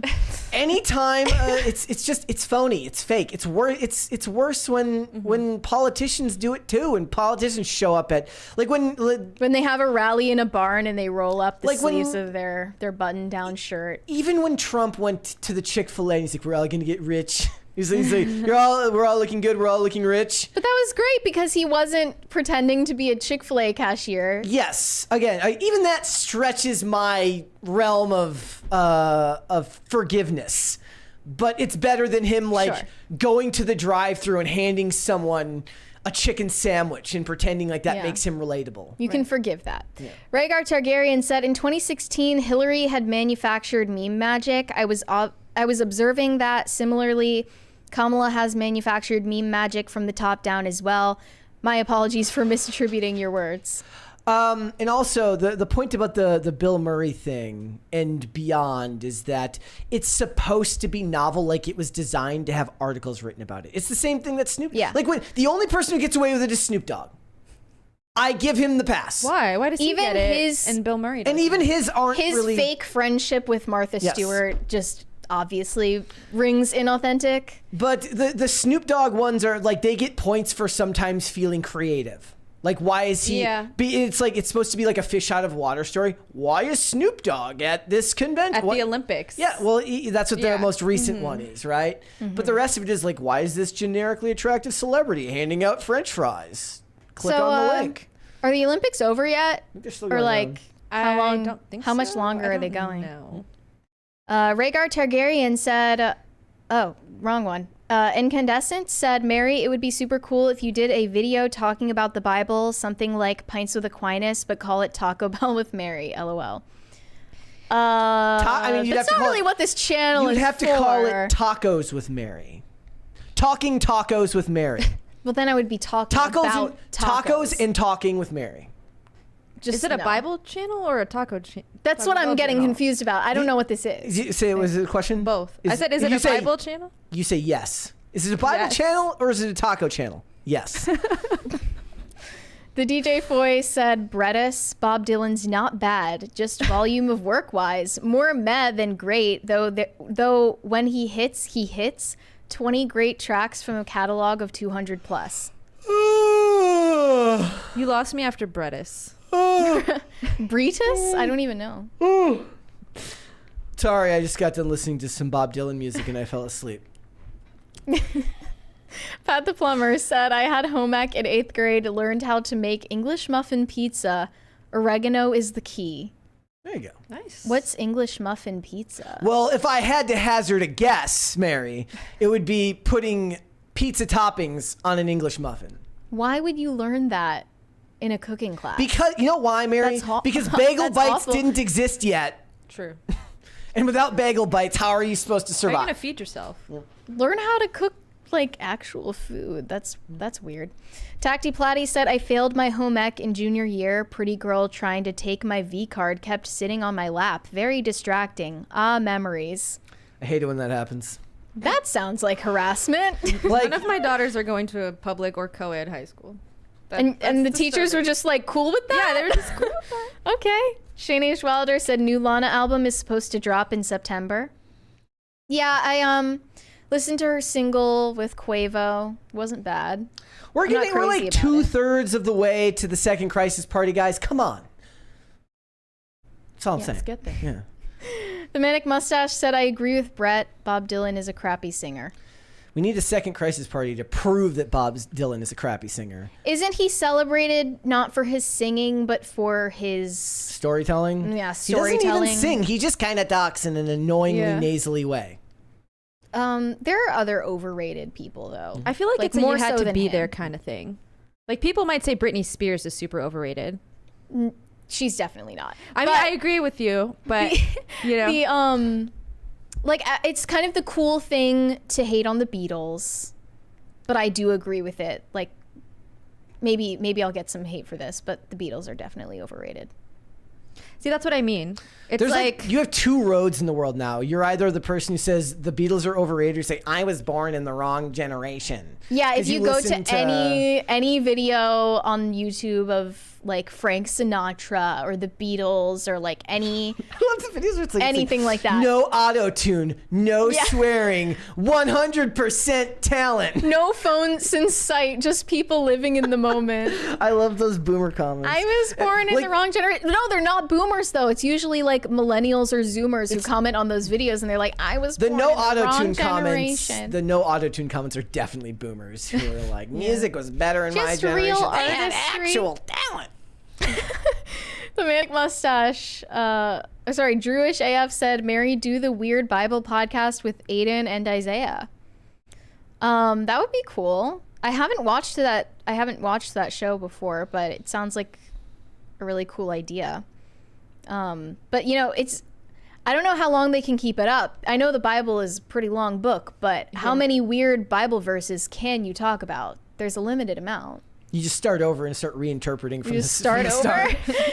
You just do different translations of the same ones. Yeah. Shane H. Wilder said, Are there any remixes? You could do that's literally a Trick remixes? That's literally a line in a Trick Daddy song, remixes to the Bible. just every translation of the Bible is a remix. Shane H. Wilder said 3 great of Dylan, Waits, and Cohen had bad voices. Tom Waits and Leonard Cohen are infinitely better than Bob Dylan. I don't know who those people are. Can you do Same your era? best Bob Dylan impression? No, I can. It just be by talking in a nasally voice for 3.5 minutes. I'm not doing a Bob Dylan. It sounds like I'm doing a Ben Shapiro voice right there. Like, no. But just why like- would there be a biopic about Bob Dylan? I mean, he's very famous and he's very was successful. culturally And he was relevant. very culturally relevant, but that doesn't matter. It's like I mentioned, guess. like you're supposed to de facto like him because he's synonymous with Minnesota. I'm like, no, Prince exists. Everyone can love Prince. Bob Dylan, So they already did the Prince biopic, right? I don't think did They didn't do that yet? I'm sure that will come. That's too. definitely coming soon. Tacty Platty said teacher was not cool with it, but it was the 90s. It was the 90s. Yeah. You kids. You're so crazy. Again, there's so many TV shows and movies that have storylines where like teachers and high school students end up together, and you're like, now you watch that, you're like, who the hell wrote this? Well, one of the first episodes of 90210, which I really liked, had Shannon Doherty's character like trying to get with older guys at a nightclub. I have no idea how she even got in, but Mary, we had fake IDs. she somehow ended up at this guy's bachelor pad, and he's like in his mid-30s. He has no idea that she's a high school student, and it's actually, the entire episode is like a PSA that like they're like, teenage girls, you shouldn't do this. But it's unfortunately trying to make it look cool at the same time. Well, they literally did that in, what was it, Pretty Little Liars. Was like, I never watched that. Should I? The one Teacher. character's definitely, I forget the character's name. She's definitely like involved with the teacher from the very beginning. Like there was a storyline like that in Gossip Girl, but it was the guy who was the student. Pretty weird. So much weirder. It just is weirder when it's the guy that's younger. Yeah. Shane H. Wilder said the Beatles are overrated. Thank you. DCNC said every host give another host a compliment. Mary, Why are you trying to force positivity? Mary, on you're us? fantastic at picking out cringe that everybody hates. This is true. This is a fact. Now you're putting me on the spot. I don't know. Saying nice things is very difficult for Mary Being forced to sometimes. say something nice on the spot is so awkward. Well, I don't know. I don't want to do it in front of 1,000 people. That's the weird part. Right? No, Mary just has nothing nice to say about us. Yeah. It's fine. Well, what about you, Sarah? Do you have a compliment for us? Well, I guess you're the guest, so you don't have to. Yeah. You guys both have great hair.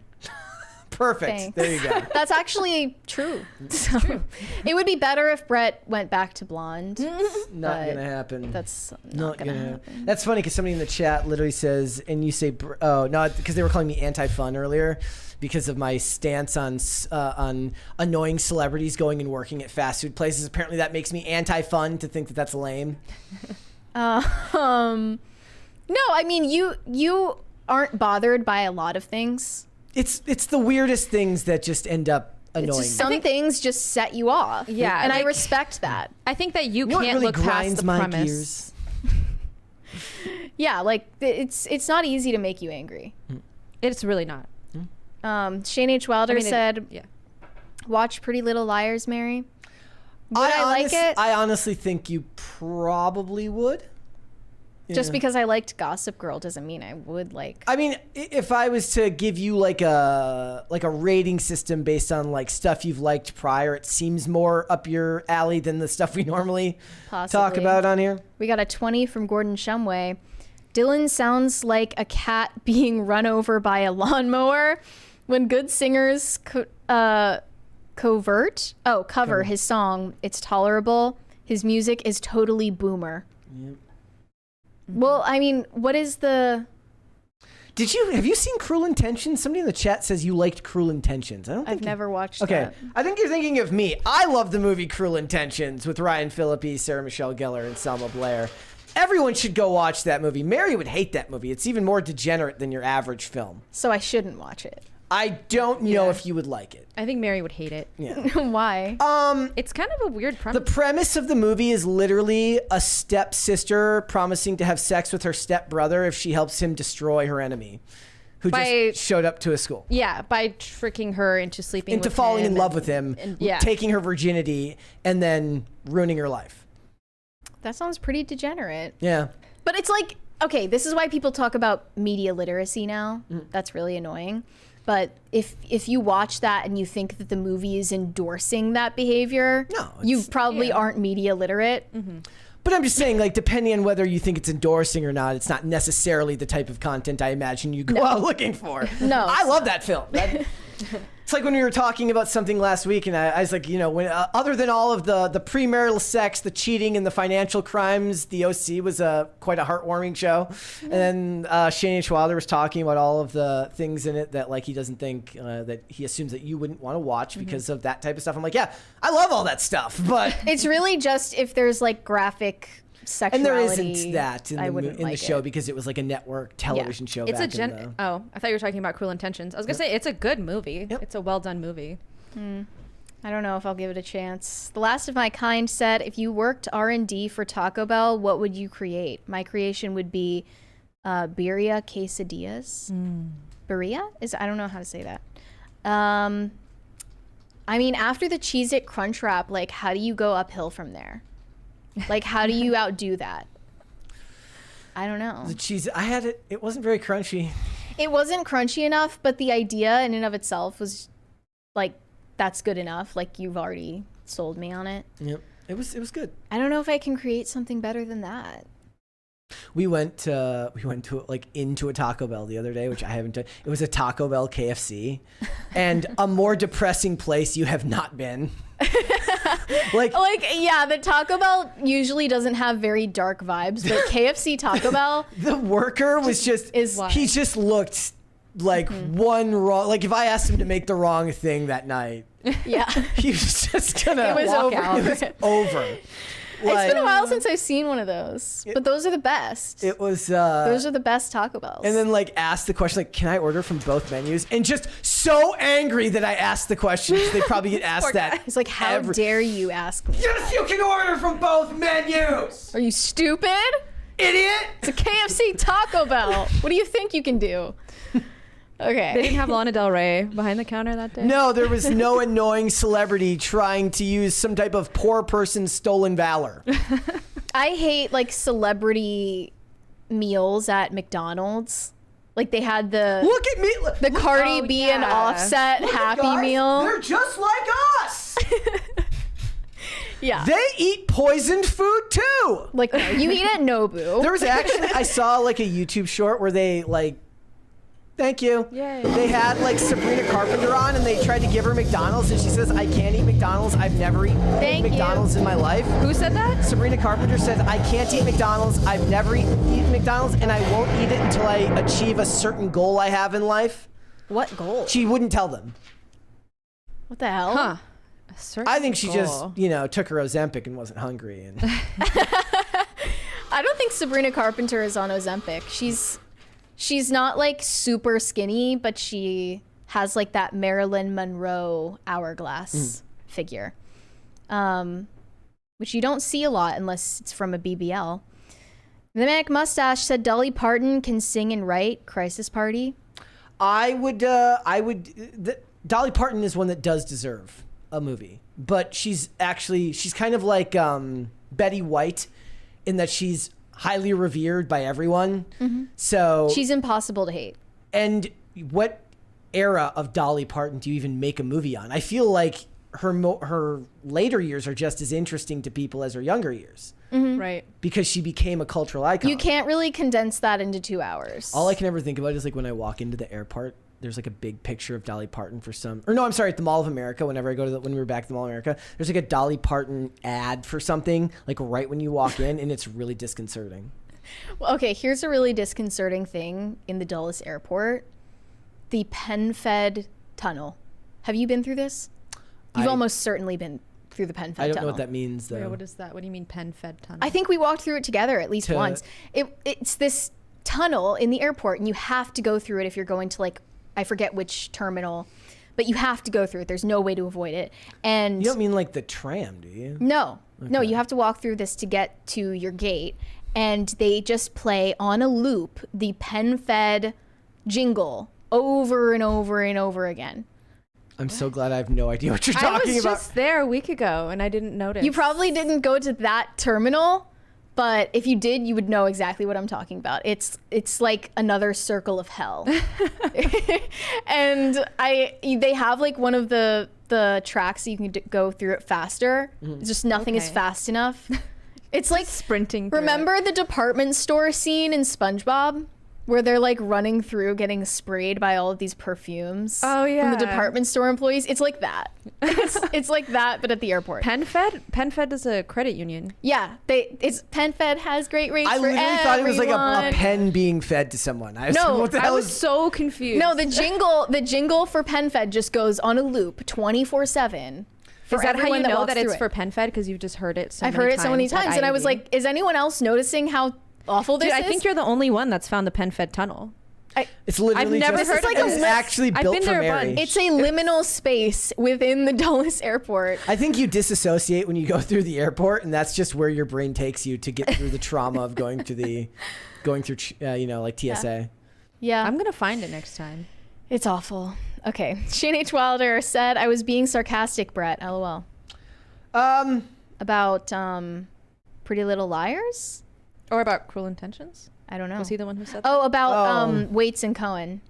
Oh, I think no. It was after that he said Mary should watch Pretty Little Liars. I don't know anymore. Omega Red fan said tortas are good. Taco Bell should make them. Well, this would be a recipe for disaster, but if they did like shrimp tacos, I would probably buy it. They can branch out a lot. Yeah. The Rumbling said goldfish flavored gorditas should be a thing. I do love the Old Bay flavored goldfish. I don't know if I'm I've not tried a huge those. goldfish. They're- I don't know. I don't get the Old Bay obsession in Maryland. It's like I'm a Marylander. I just don't care for it. don't care. Yeah. Yeah. It's Shane okay. H. Wilder said the OC. Oh, yes. Oh, yeah. The tweet. Yeah, I know, buddy. But the OC, everyone should watch it. It's great, and it is just comparative to everything that's made today. It is very, very wholesome, just because it was made at a time when you just wouldn't get away with a lot of that stuff on network television. You know what? My compliment is for you is that you're really great at seeing the positive That's in anything. Thank you. True. And I'm not even being sarcastic saying that. It's actually true. Even if you're a woman who's got a fake baby that looks just like a real baby, Brett will find a way to make it seem like Give it you're a not a positive weirdo. spin. Yeah. Okay, not that, but like other things. What you do in the privacy of your own home is And your not own that business. either. Yeah. I love Other things. Mary hates it when I say that. Exactly. I love your guys' dynamic. Everything is, they're like, it this works. person, no, they have a weird fetish for pens. And I'm like, you know what? If you're doing that by yourself, alone in your own home, who the hell am I to tell you not to do that? Live and let live, am I right? Pen fed. Exactly. It's a weird pen fetish. You like to eat pens at home and you're not hurting anyone and you're not on government assistance and have to get your stomach pumped every day at the cost of the taxpayer. Who am I to tell you what to do? If you have to be lifted out of your bed on a forklift in the privacy of your own home and you're not hurting anyone. Exactly. All right, guys, before we go, would you hit the like button on this video, subscribe to this channel, and say something nice to somebody else in the comments section down there, would you? Yeah, because we just had to do that for the co-hosts. So go say something nice Spread about your some fellow positivity. viewers. Yes, guys. I like that. And Sarah, thank you. Thank you guys for having me. Casbrew Coffee on X, Casbrew_coffee on Instagram. All right. Thanks. Perfect. Mary. I just took a sip of my drink. Sorry. You can send me validation on Instagram at Mary Archived, or you can send me some much deserved hate on X. That is also Mary Archived. We've got one more from High Voltage 75. They named a whole state after you, Mary. Maryland. I don't think that's the right Mary you're thinking of, but that would be cool if that were true. Perfect. All right, guys. At Brett Dasovic on both Instagram and on Twix. This show is here 5 days a week, Monday through Friday, 3 p.m. Eastern Standard Time. That is noon Pacific. We are on Amazon Music, Apple Podcasts, Pandora, and Spotify if you would prefer to listen rather than watch. If you want to follow the show on social media, we are on Twix at popculture_show, Facebook and not TikTok at Pop Culture Crisis, and on Instagram at Pop Culture Crisis Pod. Guys, we'll be back with another episode tomorrow. We'll see you then. Bye. Bye, everyone. Bye.